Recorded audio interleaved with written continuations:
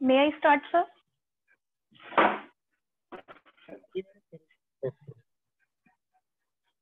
Hello. हाँ जी madam, करो start. ठीक है। First of all, I want to welcome you all in my today's lecture. ਇਸ ਦੇ ਨਾਲ ਹੀ ਮੈਂ ਆਪਣੇ department of technical education and industrial training ਦਾ ਧੰਨਵਾਦ ਕਰਨਾ ਚਾਹੁੰਦੀ ਹਾਂ, ਜਿਸ ਨੇ ਕੋਵਿਡ ਦੇ ਚਲਦੇ ਹੋਏ ਤੁਹਾਨੂੰ ਸਾਰਿਆਂ ਨੂੰ ਤੇ ਮੈਨੂੰ ਇੱਕ ਦੂਜੇ ਦੇ ਨਾਲ ਇੰਟਰੈਕਟ ਹੋਣ ਦਾ ਮੌਕਾ ਦਿੱਤਾ, ਜੋ ਕਿ ਸਾਡੇ ਸਾਰਿਆਂ ਲਈ ਬਹੁਤ ਬੈਨੀਫੀਸ਼ੀਅਲ ਹੈ। ਅਸੀਂ ਘਰ ਬੈਠੇ ਹੋਏ ਨਾਲ ਦੀ ਨਾਲ ਅਸੀਂ ਆਪਣੀ ਜਿਹੜੀ ਸਟੱਡੀ ਰਹਿ ਗਈ ਸੀ ਪਿੱਛੇ ਉਸਨੂੰ ਵੀ ਕਵਰ ਕਰ ਰਹੇ ਹਾਂ, ਔਰ ਅਸੀਂ ਇੱਕ ਦੂਜੇ ਦੇ ਨਾਲ ਇੰਟਰੈਕਟ ਵੀ ਕਰ ਰਹੇ ਹਾਂ। ਇੱਕ ਮੇਰੀ ਰਿਕੁਐਸਟ ਹੈ ਸੈਸ਼ਨ ਸ਼ੁਰੂ ਹੋਣ ਤੋਂ ਪਹਿਲਾਂ ਕਿ ਸਾਰੇ ਪਾਰਟਿਸਪੈਂਟਸ ਪਲੀਜ਼ ਲੈਕਚਰ ਦੇ ਦੌਰਾਨ ਆਪਣੀ ਵੀਡੀਓ ਆਫ ਰੱਖਣ, ਤਾਂ ਜੋ ਅਨਨੈਸੈਸਰੀ ਧਿਆਨ ਦੂਜਿਆਂ ਦਾ ਇੱਧਰ ਉੱਧਰ ਨਾ ਜਾਵੇ। ਤਾਂ ਆਓ ਅਸੀਂ ਸ਼ੁਰੂ ਕਰਦੇ ਹਾਂ ਅੱਜ ਦਾ ਲੈਕਚਰ। ਮੈਂ ਮਨਿੰਦਰ ਕੌਰ ਸਰਕਾਰੀ ਉਦਯੋਗਿਕ ਸਿਖਲਾਈ ਸੰਸਥਾ ਸ਼੍ਰੀ ਅਨੰਦਪੁਰ ਸਾਹਿਬ ਵਿਖੇ as a sewing technology instructor ਕੰਮ ਕਰਦੀ ਹਾਂ। ਮੇਰੀ ਸੰਸਥਾ ਵਿੱਚ ਚੱਲਣ ਵਾਲੀਆਂ ਟ੍ਰੇਡਾਂ ਹਨ teachers training course, Punjabi stenography, sewing technology, SOT, embroidery, COPA, plumber, electrician, diesel mechanic, painter.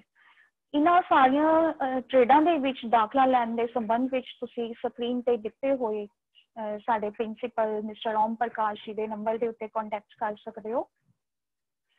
ਹੁਣ ਅਸੀਂ ਥੋੜੀ ਜਿਹੀ ਗੱਲ ਕਰਾਂਗੇ ਜਿਹੜਾ ਸਾਡਾ ਡਿਪਾਰਟਮੈਂਟ ਹੈ, department of technical education and industrial training Punjab ਨੇ ਤੁਹਾਡੇ ਸਾਰਿਆਂ ਦੀ ਫੈਸਿਲਿਟੀ ਦੇ ਲਈ, ਤੁਹਾਡੇ ਸਾਰਿਆਂ ਦਾ syllabus week wise cover up ਕਰਵਾਉਣ ਦੇ ਲਈ 2 ਪੋਰਟਲ ਬਣਾਏ ਹੋਏ ਨੇ YouTube ਤੇ, ਜਿਨ੍ਹਾਂ ਵਿੱਚੋਂ ਇੱਕ ਹੈ ITI ਪੰਜਾਬ ਸਕਿੱਲਸ। ਸਲਾਈਡ ਤੇ ਤੁਸੀਂ ਦੇਖ ਸਕਦੇ ਹੋ।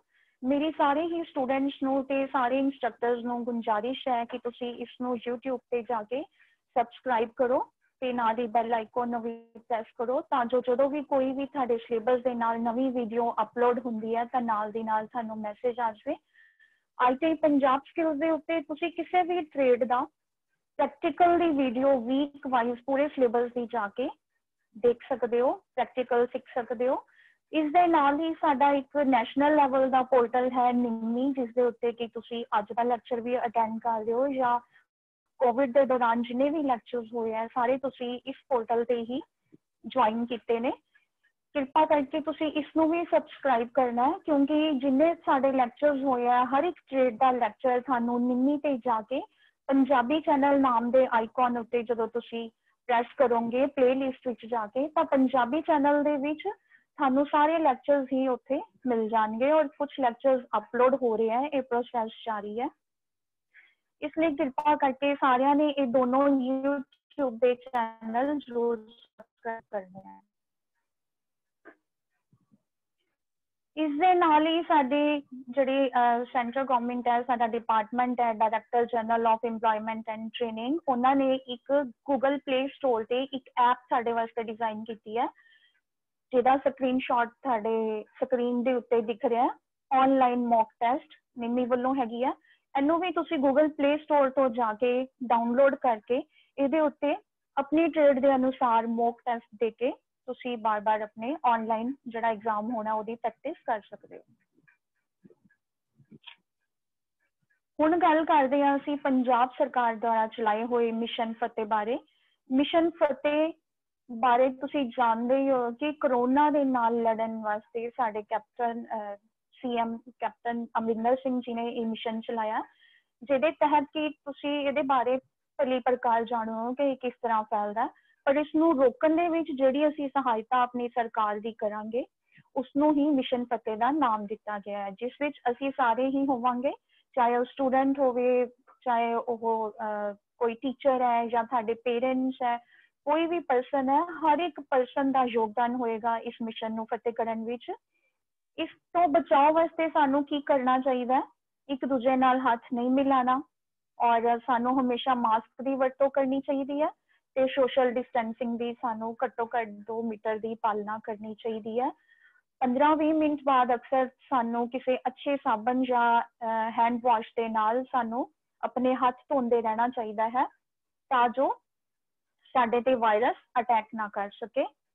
ਇਹਨਾਂ ਸਾਰੇ ਨਿਯਮਾਂ ਦੀ ਪਾਲਣਾ ਕਰਦੇ ਹੋਏ ਅਸੀਂ ਕਰੋਨਾ ਵਾਇਰਸ ਨਾਲ ਲੜ ਸਕਾਂਗੇ ਔਰ ਆਪਣੀ ਸਰਕਾਰ ਦੀ ਸਹਾਇਤਾ ਵੀ ਕਰ ਸਕਾਂਗੇ। ਤਾਂ ਆਓ ਅਸੀਂ ਗੱਲ ਕਰਦੇ ਹਾਂ, ਅੱਜ ਦਾ ਜਿਹੜਾ ਸਾਡਾ ਟੌਪਿਕ ਹੈ ਮੋਟੀਵੇਸ਼ਨ। ਮੋਟੀਵੇਸ਼ਨ ਦਾ ਮਤਲਬ ਹੁੰਦਾ ਹੈ ਪ੍ਰੇਰਨਾ।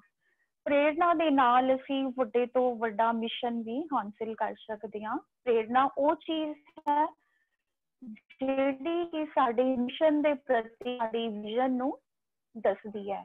ਅਗਰ ਅਸੀਂ ਕੋਈ ਮਿਸ਼ਨ ਅਗਰ ਅਸੀਂ ਸੋਚਿਆ, ਮੰਨ ਲਓ ਅਸੀਂ ਮਿਸ਼ਨ ਫਤਿਹ ਬਾਰੇ ਸੋਚਿਆ, ਉਹਦੇ ਵਾਸਤੇ ਸਾਡੀ ਕੀ ਦ੍ਰਿਸ਼ਟੀਕੋਣ ਹੈ, ਸਾਡਾ ਵਿਜ਼ਨ ਕਿਹੋ ਜਿਹਾ, ਅਸੀਂ ਵਾਕਈ ਉਹਦੇ ਨਾਲ ਕਰੋਨਾ ਵਾਇਰਸ ਦੇ ਨਾਲ ਲੜਨਾ ਚਾਹੁੰਦੇ ਹਾਂ ਜਾਂ ਨਹੀਂ। ਅਗਰ ਅਸੀਂ ਲੜਨਾ ਚਾਹੁੰਦੇ ਹਾਂ ਤਾਂ ਉਹਦੇ ਲਈ ਸਾਨੂੰ ਬਹੁਤ ਕੁਝ ਕਰਨਾ ਪਏਗਾ, ਔਰ ਉਹ ਹੋਏਗਾ ਪ੍ਰੇਰਨਾ ਦੇ ਨਾਲ। ਅਗਰ ਅਸੀਂ ਇੱਕ ਦੂਜੇ ਨੂੰ ਪ੍ਰੇਰਿਤ ਕਰਾਂਗੇ ਕਿ ਹਾਂ ਫਤਿਹ ਪਾਣੀ ਹੈ, ਤਾਂ ਅਸੀਂ ਜ਼ਰੂਰ ਕਾਮਯਾਬ ਹੋ ਕੇ ਇਸ ਬਿਮਾਰੀ ਨਾਲ ਲੜ ਸਕਾਂਗੇ।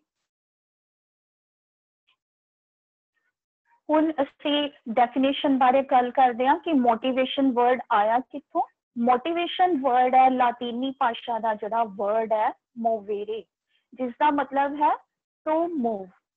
ਇਸ ਸਲਾਈਡ ਦੇ ਉੱਤੇ ਜਿਹੜੀ ਫੋਟੋ ਬਣੀ ਹੋਈ ਹੈ, A ਤੋਂ B ਤੱਕ ਇੱਕ ਕੈਂਡੀਡੇਟ ਜਾ ਰਿਹਾ ਹੈ। ਉਹ ਕਿਸ ਤਰੀਕੇ ਨਾਲ ਜਾ ਰਿਹਾ ਹੈ, ਕਿਸ ਸਪੀਡ ਨਾਲ ਜਾ ਰਿਹਾ, ਉਹਦਾ ਦ੍ਰਿਸ਼ਟੀਕੋਣ ਕਿਸ ਤਰ੍ਹਾਂ ਦਾ ਹੈ ਔਰ ਉਹਦੇ ਐਫਰਟਸ ਕਿਸ ਤਰ੍ਹਾਂ ਦੇ ਹੈ, that is called the motivation. Psychological process that cause the arousal, direction and persistence of voluntary actions that the goal directed. ਇਹ ਸਾਡੇ ਫੇਮਸ ਸਾਈਕੋਲੋਜਿਸਟ ਮਿਸਟਰ ਰੋਬਰਟ ਨੇ ਕਿਹਾ ਹੈ ਕਿ ਸਾਈਕੋਲੋਜੀਕਲ ਪ੍ਰੋਸੈਸਿਸ ਨਿਭਾਉਂਦੇ ਹੋਏ,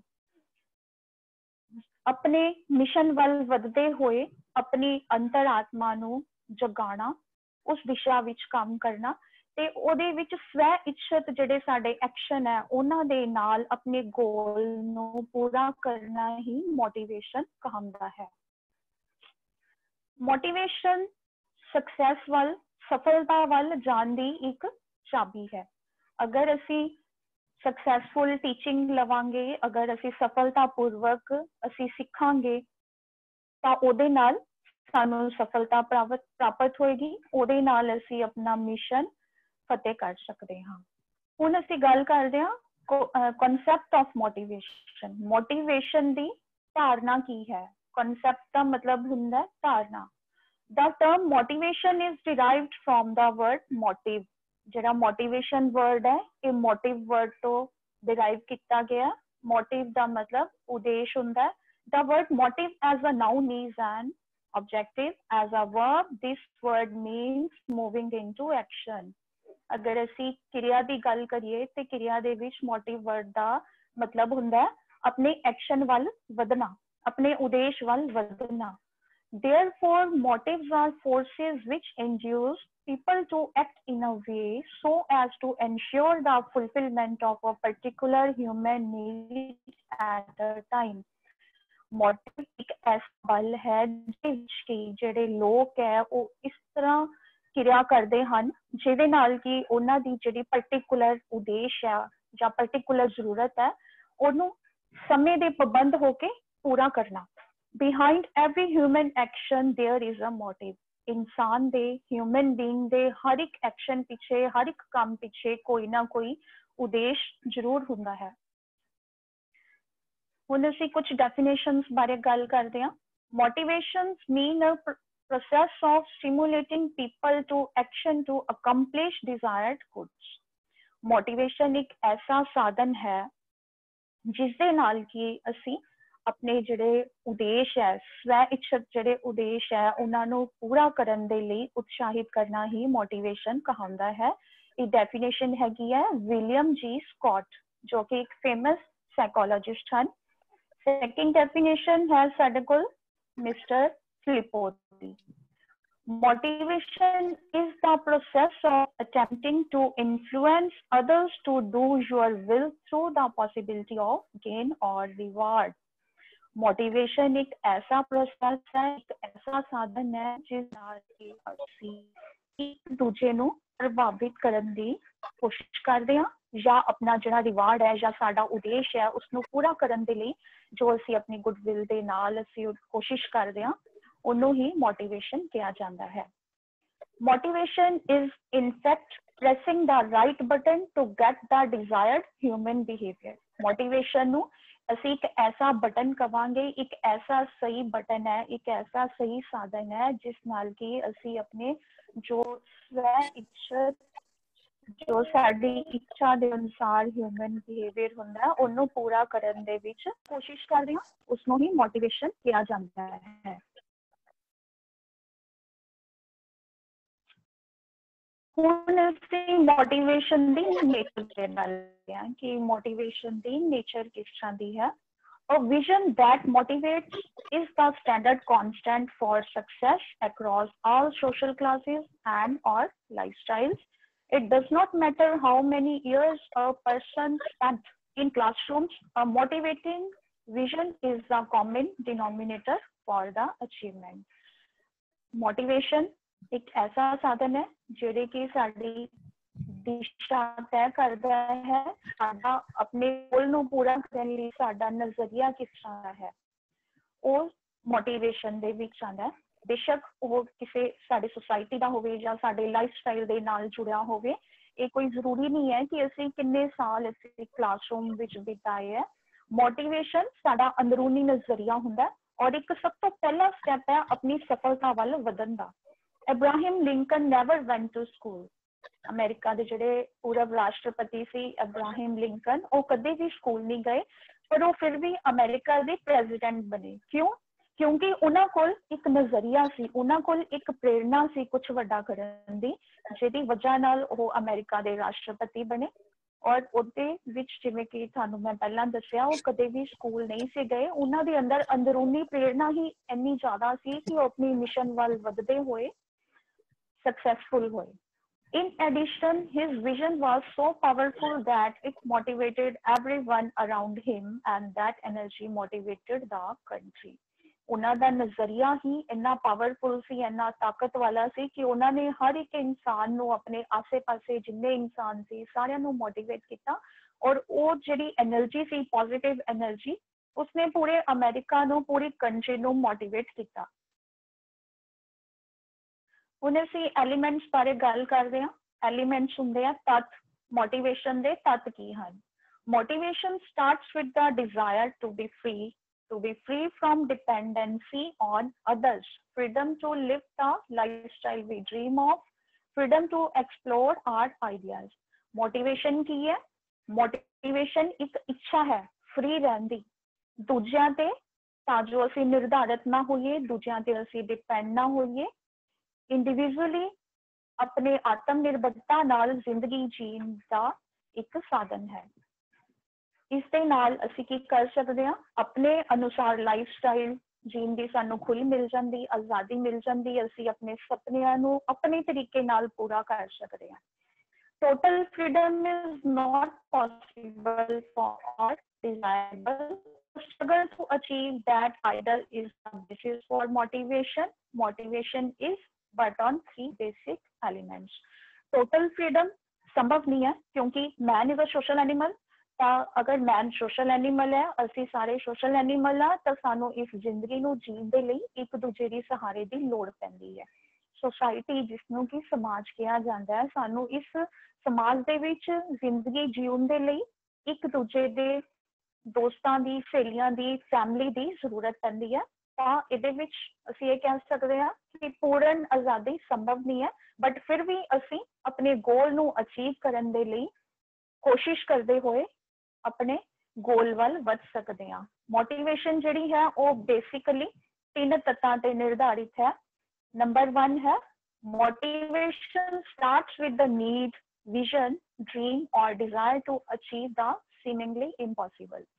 motivation ਹੈ ਜਿਹੜੀ ਪ੍ਰੇਰਨਾ ਜ਼ਰੂਰਤ ਦੇ ਨਾਲ, ਨਜ਼ਰੀਏ ਦੇ ਨਾਲ, ਸੁਪਨਿਆਂ ਦੇ ਨਾਲ ਸ਼ੁਰੂ ਹੁੰਦੀ ਹੈ, ਜਿਹਦੇ ਵਿੱਚ ਕਿ ਸਾਡੇ ਕੋਲ ਇੱਕ ਇੱਛਾ ਹੁੰਦੀ ਹੈ ਉਸ ਅਸੰਭਵ ਚੀਜ਼ ਨੂੰ ਸੰਭਵ ਕਰਨ ਲਈ। Creativity is associated with ideas, projects and goals which can be considered a path to freedom। ਜਿਹੜੀ creativity ਹੁੰਦੀ ਹੈ ਉਹ ਐਸੋਸੀਏਟ ਕਿਸ ਚੀਜ਼ ਨਾਲ ਕਰਦੀ ਹੈ? ਅਗਰ ਅਸੀਂ ਕਿਸੇ ਚੀਜ਼ ਨੂੰ ਕ੍ਰੀਏਟ ਕਰਨਾ ਹੈ ਤਾਂ ਉਹ ਸਾਡੇ ਡਾਇਰੈਕਟਲੀ ਆਈਡੀਆਜ਼ ਦੇ ਨਾਲ ਰਿਲੇਟਡ ਹੁੰਦੀ ਹੈ, ਜਾਂ ਪ੍ਰੋਜੈਕਟਸ ਜਾਂ ਗੋਲਸ ਅਸੀਂ ਜਿਹੜੇ ਸੋਚੇ ਹੁੰਦੇ ਹਨ ਉਹਨਾਂ ਨੂੰ ਪੂਰਾ ਕਰਨ ਦੇ ਲਈ। ਨੰਬਰ 2 ਤੇ ਹੈ ਸਾਡੇ ਕੋਲ developing and maintaining a love to learn lifestyle, become involved with risky ventures and or continually seek new opportunities, learn what works and does not work। ਨਵੀਆਂ ਚੀਜ਼ਾਂ ਜਿਹੜੀਆਂ ਅਸੀਂ ਸਿੱਖਣਾ ਚਾਹੁੰਦੇ ਹਾਂ ਜੋ ਸਾਡੇ ਲਾਈਫ ਸਟਾਈਲ ਵਿੱਚ ਇਨਵੋਲਵ ਹੁੰਦੀਆਂ, ਚਾਹੇ ਉਹ ਸੰਭਵ ਹੋਣ ਜਾਂ ਅਸੰਭਵ ਹੋਣ, ਉਹਨਾਂ ਨੂੰ ਡਿਵੈਲਪ ਕਰਨ ਦੇ ਲਈ, ਉਹਨਾਂ ਨੂੰ ਬਣਾਈ ਰੱਖਣ ਦੇ ਲਈ, ਨਵੇਂ ਓਪਰਚੁਨਿਟੀਜ਼ ਨੂੰ ਪੈਦਾ ਕਰਨਾ, ਉਹ ਹੀ ਮੋਟੀਵੇਸ਼ਨ ਹੁੰਦੀ ਹੈ। ਚਾਹੇ ਉਹ ਚੀਜ਼ ਸਾਡੀ ਕੰਮ ਕਰੇ ਜਾਂ ਨਾ ਕਰੇ, ਪਰ ਉਸ ਚੀਜ਼ ਨੂੰ ਪੂਰਾ ਕਰਨ ਲਈ ਅਸੀਂ ਕਿਸ ਤਰ੍ਹਾਂ ਦੀਆਂ ਓਪਰਚੁਨਿਟੀਜ਼ ਸਾਨੂੰ ਮਿਲ ਰਹੀਆਂ ਜਾਂ ਅਸੀਂ ਕਿਸ ਤਰ੍ਹਾਂ ਦੀਆਂ ਓਪਰਚੁਨਿਟੀਜ਼ ਪੈਦਾ ਕਰ ਰਹੇ ਹਾਂ, ਅਸੀਂ ਉਸਨੂੰ ਪੂਰਾ ਕਰਨ ਲਈ ਕੀ ਐਫਰਟਸ ਕਰ ਰਹੇ ਹਾਂ, ਕਿਹੜੀਆਂ ਕੋਸ਼ਿਸ਼ਾਂ ਕਰ ਰਹੇ ਹਾਂ, ਕਿੰਨੇ ਕੁ ਸਵੈ ਇੱਛਾ ਨਾਲ ਅਸੀਂ ਉਸਨੂੰ ਪੂਰਾ ਕਰਨਾ ਚਾਹੁੰਦੇ ਹਾਂ, ਉਹ ਸਾਰਾ ਇਹਦੇ ਵਿੱਚ ਕਾਊਂਟ ਹੁੰਦਾ ਹੈ। ਨੰਬਰ 3 ਤੇ ਹੈ developing and maintaining a desire to overcome barriers and to bounce back from discouragement or failure। Individuals learn to tolerate the agony failure brings। ਅਗਰ developing ਤੇ maintaining ਕਰਦੇ ਹੋਏ ਸਾਨੂੰ ਕੁਝ ਰੁਕਾਵਟਾਂ ਆਉਂਦੀਆਂ, ਅਗਰ ਅਸੀਂ ਉਹਨਾਂ ਨਾਲ ਲੜਨਾ ਚਾਹੁੰਦੇ ਹਾਂ, ਉਹਨਾਂ ਨੂੰ ਦੂਰ ਕਰਨਾ ਚਾਹੁੰਦੇ ਹਾਂ, ਤਾਂ ਅਗਰ ਉਸ ਤਰ੍ਹਾਂ ਦੀਆਂ ਰੁਕਾਵਟਾਂ ਸਾਡੇ ਰਸਤੇ ਵਿੱਚ ਆਉਂਦੀਆਂ, ਉਹ ਕੀ ਕਰਨਗੀਆਂ? ਸਾਨੂੰ ਦੁਬਾਰਾ ਪਿੱਛੇ ਧੱਕ ਦੇਣਗੀਆਂ। ਪਰ ਉਸ ਜਿਹੜਾ ਸਾਨੂੰ ਪਿੱਛੇ ਨੂੰ ਧੱਕਾ ਲੱਗਦਾ ਹੈ, ਉਸ ਤੋਂ ਸਾਨੂੰ ਡਰਨ ਦੀ ਲੋੜ ਨਹੀਂ ਹੋਣੀ ਚਾਹੀਦੀ। ਉਹਦੇ ਤੋਂ ਮਤਲਬ ਇਸ ਤਰ੍ਹਾਂ ਨਹੀਂ ਅਸੀਂ ਸੋਚਣਾ ਕਦੀ ਵੀ ਕਿ ਅਸੀਂ ਫੇਲ ਹੋ ਗਏ। ਉਸ ਤੋਂ ਅਸੀਂ ਦੁਬਾਰਾ ਸਿੱਖਦੇ ਹੋਏ ਦੁਬਾਰਾ ਕੋਸ਼ਿਸ਼ ਕਰਕੇ ਅਸੀਂ ਆਪਣਾ ਜਿਹੜਾ ਗੋਲ ਹੈ ਉਹਦੇ ਵੱਲ ਵਧਣ ਦੀ ਨਿਰੰਤਰ ਕੋਸ਼ਿਸ਼ ਕਰਦੀ ਰਹਿਣੀ ਹੈ। Bouncing back requires creative thinking as it is a learning process। ਅਗਰ ਅਸੀਂ ਦੁਬਾਰਾ ਸਾਨੂੰ ਧੱਕਾ ਲੱਗਦਾ ਹੈ, ਪਿੱਛੇ ਨੂੰ ਅਸੀਂ ਮੁੜਦੇ ਹਾਂ, ਤਾਂ ਉਹਦੇ ਵਿੱਚ ਕੀ ਹੁੰਦਾ? ਉਹਦੇ ਵਿੱਚ ਸਾਨੂੰ ਜ਼ਰੂਰਤ ਹੁੰਦੀ ਹੈ ਇੱਕ ਕ੍ਰੀਏਟਿਵ ਸੋਚ ਦੀ, ਜਿਹੜਾ ਕਿ ਸਾਡੇ ਲਈ ਲਰਨਿੰਗ ਪ੍ਰੋਸੈਸ ਹੁੰਦਾ ਹੈ ਕਿ ਪਹਿਲੀ ਕੋਸ਼ਿਸ਼ ਵਿੱਚ ਮੇਰੀ ਕੀ ਕਮੀ ਰਹਿ ਗਈ ਸੀ, ਜਾਂ ਦੂਜੀ ਕੋਸ਼ਿਸ਼ ਵਿੱਚ ਕਿਹੜੀ ਕਮੀ ਰਹਿ ਗਈ ਸੀ ਕਿ ਜਿਹੜਾ ਮੈਂ ਆਪਣੇ ਗੋਲ ਤੱਕ ਨਹੀਂ ਪਹੁੰਚਿਆ। ਤਾਂ ਉਹ ਜਿਹੜੀਆਂ ਕਮੀਆਂ ਹੈ ਉਹਨਾਂ ਨੂੰ ਪੂਰਾ ਕਰਦੇ ਹੋਏ ਸਾਨੂੰ ਨਿਰੰਤਰ ਕੋਸ਼ਿਸ਼ਾਂ ਕਰਦੇ ਰਹਿਣਾ ਚਾਹੀਦਾ ਹੈ। In addition, bouncing back requires starting again at number 1। Yes, ਇਹਦੇ ਵਿੱਚ ਇਹ ਹੈ ਕਿ ਜਦੋਂ ਅਸੀਂ ਦੁਬਾਰਾ ਨੂੰ ਪਿੱਛੇ ਨੂੰ ਮੁੜ ਜਾਂਦੇ ਹਾਂ, ਦੁਬਾਰਾ ਸਾਨੂੰ ਧੱਕਾ ਲੱਗਦਾ ਹੈ, ਅਸੀਂ ਸਫਲ ਨਹੀਂ ਹੁੰਦੇ ਕਿਸੇ ਕੋਸ਼ਿਸ਼ ਦੇ ਵਿੱਚ, ਤਾਂ ਸਾਨੂੰ ਦੁਬਾਰਾ ਤੋਂ ਨੰਬਰ 1 ਤੋਂ ਸਟਾਰਟ ਕਰਨਾ ਪੈਂਦਾ ਹੈ, ਜੋ ਕਿ ਅਸੀਂ ਮੋਟੀਵੇਸ਼ਨ ਦੇ ਨਾਲ ਹੀ ਕਰ ਸਕਦੇ ਹਾਂ। ਹੁਣ ਕੁਝ ਸਾਡੇ ਕੋਲ ਜ਼ਰੂਰੀ ਇਨਗਰੀਡੀਐਂਟਸ ਹੈ, ਜਿਵੇਂ ਅਸੀਂ ਕੁਕਿੰਗ ਦੇ ਵਿੱਚ ਅਗਰ ਕੋਈ ਚੀਜ਼ ਅਸੀਂ ਬਣਾ ਰਹੇ ਹਾਂ ਤਾਂ ਉਹਦੇ ਵਿੱਚ ਅਸੀਂ ਇਨਗਰੀਡੀਐਂਟਸ ਪਾਉਂਦੇ ਹਾਂ ਕਿ ਅਸੀਂ ਕਿਹੜੀਆਂ ਚੀਜ਼ਾਂ ਨਾਲ ਅਸੀਂ ਇਹਨੂੰ ਪੂਰਾ ਕਰ ਸਕਦੇ ਹਾਂ। ਤਾਂ ਉਹ ਚੀਜ਼ਾਂ ਕਿਹੜੀਆਂ ਸਾਡੇ ਕੋਲ? ਨੰਬਰ 1 ਤੇ ਹੈ ਵੈਲਿਊ, ਨੰਬਰ 2 ਤੇ ਹੈ ਐਕਸਪੀਟੈਂਸੀ। ਇਨਸਾਨ ਨੂੰ ਆਪਣੀਆਂ ਜ਼ਰੂਰਤਾਂ ਪੂਰੀਆਂ ਕਰਨ ਦੇ ਲਈ ਸਭ ਤੋਂ ਪਹਿਲਾਂ ਬਾਇਓਲੋਜੀਕਲ ਨੀਡਸ ਹੁੰਦੀਆਂ। ਉਹਦੇ ਵਿੱਚ ਹਰ ਇੱਕ ਬੰਦਾ अच्छा दिखना चाहता है। और हर एक इंसान सोच रहा है कि मैं गुड लुकिंग होवा, मेरे को एक अच्छी बॉडी होवे और मेरे वाल अट्रैक्शन होवे सारियां दी। जिंदा रहने दे लिए कुछ सेफ्टी नीड्स की जरूरत होती है, जिवें रोटी, कपड़ा और मकान। हर एक बंदा अच्छा खाना चाहता है, अच्छा पहनना चाहता है और प्रॉपर रेस्ट करना चाहता है और चाहता है मेरे को आराम करन दे भी आरामदायक वधिया साधन होण। ये सारियां इंसान दियां बायोलॉजिकल नीड्स हुंदियां हन, जिन्हां दी उद्देशां दी पूर्ति करन दे लई इंसान निरंतर अपनी लाइफ विच अगे वधदा रहिंदा है। नंबर 2 ते साडे कोल आंदी है emotional values for motivation. Emotional values की हुंदियां?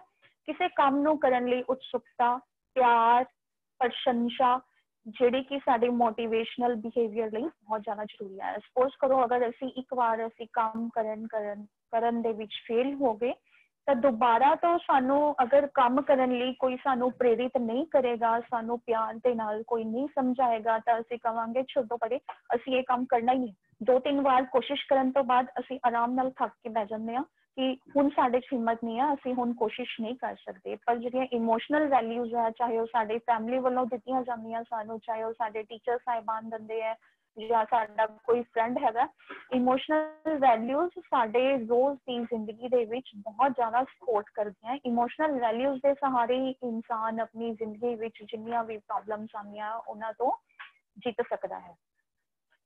ਅੱਗੇ ਹੈ ਸਾਡੇ ਕੋਲ social value for motivation. Social values ਦੇ ਵਿੱਚ ਕੀ ਆਉਂਦਾ ਹੈ?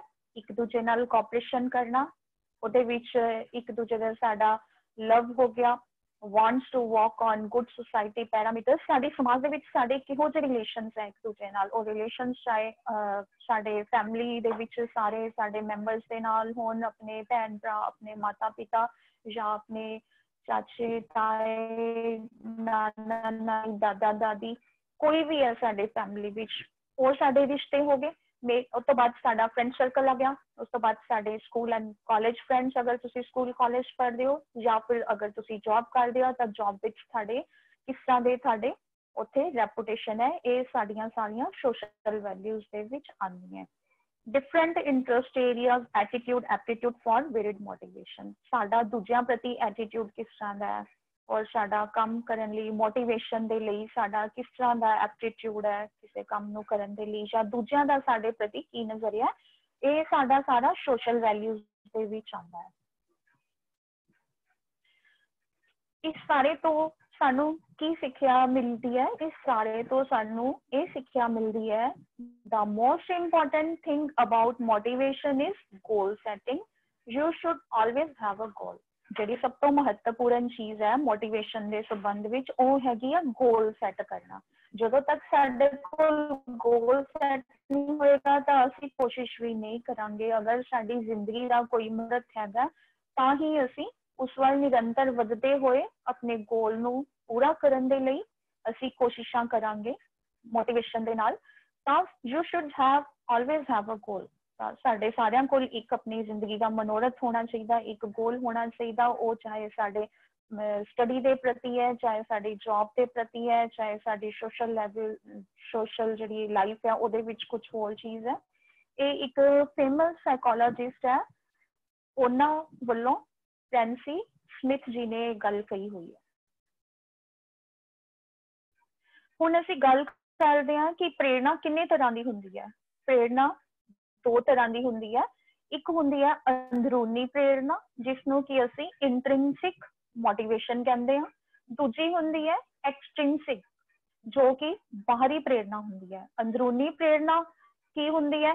Motivation that is driven by an interest, ਜਿਹੜੀ ਕਿ ਸਾਡੇ ਤੋਂ ਅੰਦਰੋਂ ਪੈਦਾ ਹੁੰਦੀ ਹੈ, ਜਿਹੜੇ ਕਿ ਸਾਡੇ ਜਿਹੜੇ ਇੰਟਰਸਟ ਹੁੰਦੀਆਂ, ਸਾਡੇ ਦਿਲਚਸਪੀਆਂ ਹੁੰਦੀਆਂ, ਉਹਨਾਂ ਦੇ ਨਾਲ ਪੈਦਾ ਹੁੰਦੀ ਹੈ। ਉਹ ਹਰ ਇੱਕ ਬੰਦੇ ਦੇ ਵਿੱਚ ਅੰਦਰੋਂ ਹੀ ਪੈਦਾ ਹੁੰਦੀ ਹੈ, ਉਸਨੂੰ ਇੰਟ੍ਰਿੰਸਿਕ ਕਹਿੰਦੇ ਆ। ਔਰ ਬਾਹਰੀ ਜਿਹੜੀ ਐਕਸਟ੍ਰਿੰਸਿਕ ਹੈ ਉਹ ਕਿਹੜੀ ਹੁੰਦੀ ਹੈ? ਜਿਹੜੀ ਬਾਹਰੋਂ ਸਾਨੂੰ ਦੂਜਿਆਂ ਰਾਹੀਂ ਮਿਲਦੀ ਹੈ, ਉਹਨੂੰ ਕਹਿੰਦੇ ਆ ਐਕਸਟ੍ਰਿੰਸਿਕ।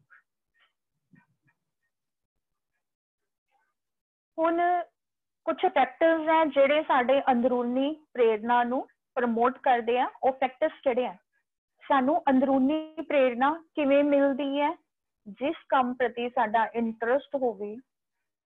ਅਗਰ ਮੰਨ ਲਓ ਸਾਡਾ ਗੋਲ ਹੈ ਕਿ ਮੈਂ ਇੰਜੀਨੀਅਰਿੰਗ ਕਰਨੀ ਜਾਂ ਮੈਂ ITI ਕਰਨੀ ਹੈ, ਮੈਂ ਇਹਦੇ ਵਿੱਚ ਮੈਰਿਟ ਤੇ ਆਉਣਾ ਚਾਹੁੰਦਾ, ਤਾਂ ਅਗਰ ਸਾਡਾ ਉਹ ਮੋਟੀਵੇਸ਼ਨ ਹੈ, ਅਗਰ ਸਾਡੇ ਦਿਮਾਗ ਵਿੱਚ ਹੈ ਉਹ ਮੋਟੀਵੇਸ਼ਨ, ਚਾਹੇ ਸਾਡੇ ਪੇਰੈਂਟਸ ਵੱਲੋਂ ਹੋਵੇ, ਟੀਚਰਸ ਹੋਵੇ ਜਾਂ ਸਾਡੇ ਅੰਦਰੂਨੀ ਹੋਵੇ ਕਿ ਮੈਂ ਇਸ ਟਾਰਗੇਟ ਨੂੰ ਅਚੀਵ ਕਰਨਾ ਹੈ, ਤਾਂ ਉਹ ਚੀਜ਼ਾਂ किस चीज तो प्रभावित होंगी? Number 1 challenge, curiosity, control, fantasy, competition, cooperation, recognition. ਹੁਣ ਅਸੀਂ ਥੋੜਾ ਜਿਹਾ ਡਿਟੇਲ ਵਿੱਚ ਇਹਦੇ ਬਾਰੇ ਗੱਲ ਕਰਦੇ ਹਾਂ। ਅੰਦਰੂਨੀ ਪ੍ਰੇਰਨਾ ਕਿਹੜੀਆਂ ਚੀਜ਼ਾਂ ਤੋਂ ਪ੍ਰਭਾਵਿਤ ਹੁੰਦੀ ਹੈ, ਕਿਹੜੀਆਂ ਚੀਜ਼ਾਂ ਦੇ ਨਾਲ ਸਾਡੇ ਵਿੱਚ ਪ੍ਰੇਰਨਾ ਉਤਪੰਨ ਹੁੰਦੀ ਹੈ, ਪ੍ਰੇਰਨਾ ਪੈਦਾ ਹੁੰਦੀ ਹੈ। ਨੰਬਰ 1 ਤੇ ਹੈ ਸਾਡੇ ਕੋਲ challenge. We are best motivated when we are working towards personally meaningful goals whose attainment requires activity at a continuously optimal level of difficulty। ਅਸੀਂ ਚੈਲੰਜ, ਅਗਰ ਅਸੀਂ ਕਿਸੇ ਚੀਜ਼ ਨੂੰ ਚੈਲੰਜ ਦੇ ਤੌਰ ਤੇ ਲੈ ਲਈਏ, ਅਸੀਂ ਉਦੋਂ ਸਭ ਤੋਂ ਵੱਧ ਵਧੀਆ ਮੋਟੀਵੇਟ ਹੋਏ ਹੁੰਦੇ ਆ ਜਿਹਦੇ ਵਿੱਚ ਕਿ ਸਾਡਾ ਪਰਸਨਲ ਇੰਟਰਸਟ ਹੁੰਦਾ ਔਰ ਸਾਡੇ ਲਈ ਕੋਈ मीनिंगफुल गोल ਹੁੰਦਾ। ਲਾਈਕ ਮੈਂ ਆਪਣੀ ਡਿਗਰੀ ਕਰਨੀ ਹੈ, ਡਿਪਲੋਮਾ ਕਰਨਾ ਜਾਂ ਮੈਂ ITI ਕਰਨੀ ਹੈ, ਤਾਂ ਉਸ ਚੀਜ਼ ਨੂੰ ਅਸੀਂ ਪੂਰੀ ਆਪਣੀ ਇੱਛਾ ਦੇ ਨਾਲ, ਚਾਹੇ ਉਹਦੇ ਵਿੱਚ ਕੁਝ ਡਿਫਿਕਲਟੀਜ਼ ਹੋਣ, ਹਰ ਲੈਵਲ ਦੀਆਂ ਡਿਫਿਕਲਟੀਜ਼ ਨੂੰ ਅਸੀਂ ਪੂਰਾ ਕਰਦੇ ਹੋਏ ਆਪਣੇ ਉਦੇਸ਼ ਵੱਲ ਵੱਧਦੇ ਹਾਂ, ਉਸ ਚੀਜ਼ ਨੂੰ ਐਜ਼ ਅ ਚੈਲੰਜ ਲੈਂਦੇ ਹੋਏ। ਇਹ ਸਾਡੇ ਅੰਦਰੋਂ ਹੀ ਪੈਦਾ ਹੁੰਦੀ ਹੈ। ਕਿਊਰੀਓਸਿਟੀ, ਕਿਊਰੀਓਸਿਟੀ ਕੀ ਹੁੰਦੀ ਹੈ? ਉਤਸੁਕਤਾ, ਕਿਸੇ ਕੰਮ ਨੂੰ ਕਰਨ ਦੀ ਉਤਸੁਕਤਾ ਜਾਂ ਕਿਸੇ ਚੀਜ਼ ਨੂੰ ਜਾਣਨ ਦੀ ਉਤਸੁਕਤਾ। ਡਿਪੈਂਡ ਕਰਦਾ ਹੈ ਕਿਸ ਤਰ੍ਹਾਂ ਦੀ ਕੰਡੀਸ਼ਨ ਹੈ।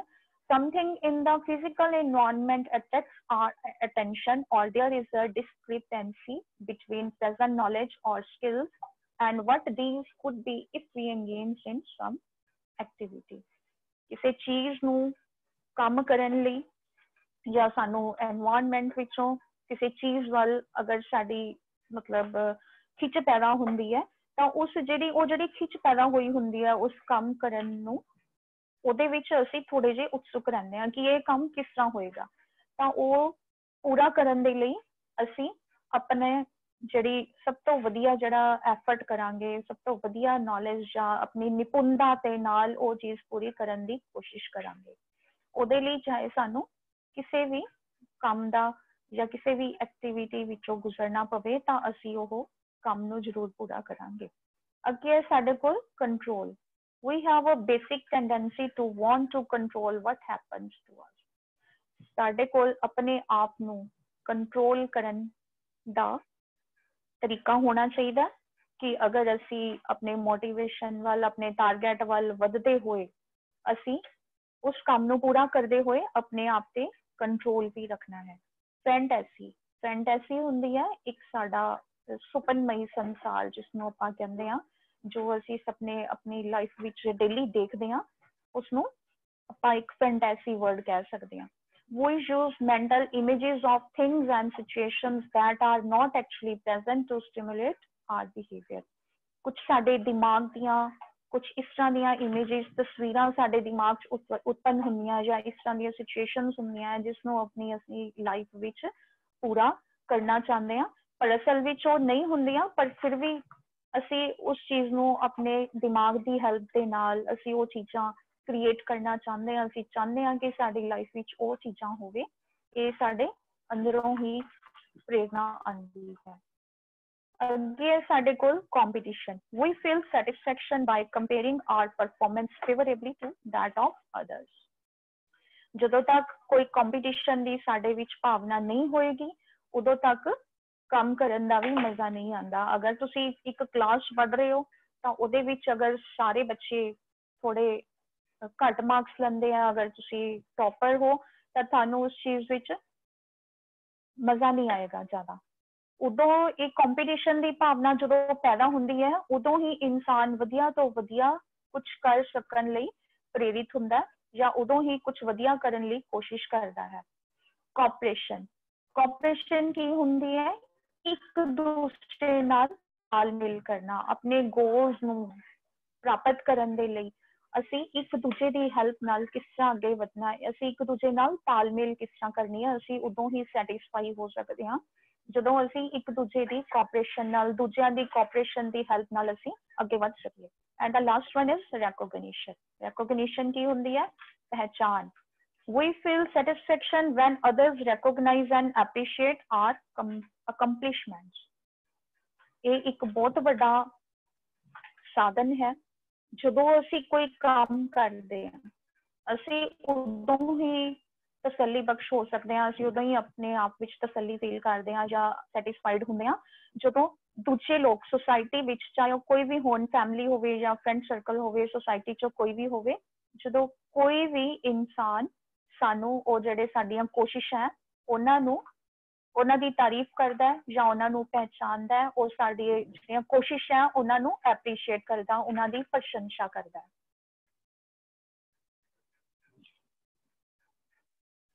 ਹੁਣ ਹੈ ਸਾਡੇ ਕੋਲ ਐਕਸਟ੍ਰਿੰਸਿਕ ਮੋਟੀਵੇਸ਼ਨ। ਪਹਿਲਾਂ ਅਸੀਂ ਗੱਲ ਕੀਤੀ ਹੈ ਅੰਦਰੂਨੀ ਪ੍ਰੇਰਨਾ ਬਾਰੇ, ਹੁਣ ਅਸੀਂ ਗੱਲ ਕਰਾਂਗੇ ਬਾਹਰੀ ਪ੍ਰੇਰਨਾ ਬਾਰੇ। Behavior is driven by external rewards such as money, fame, grades and praise.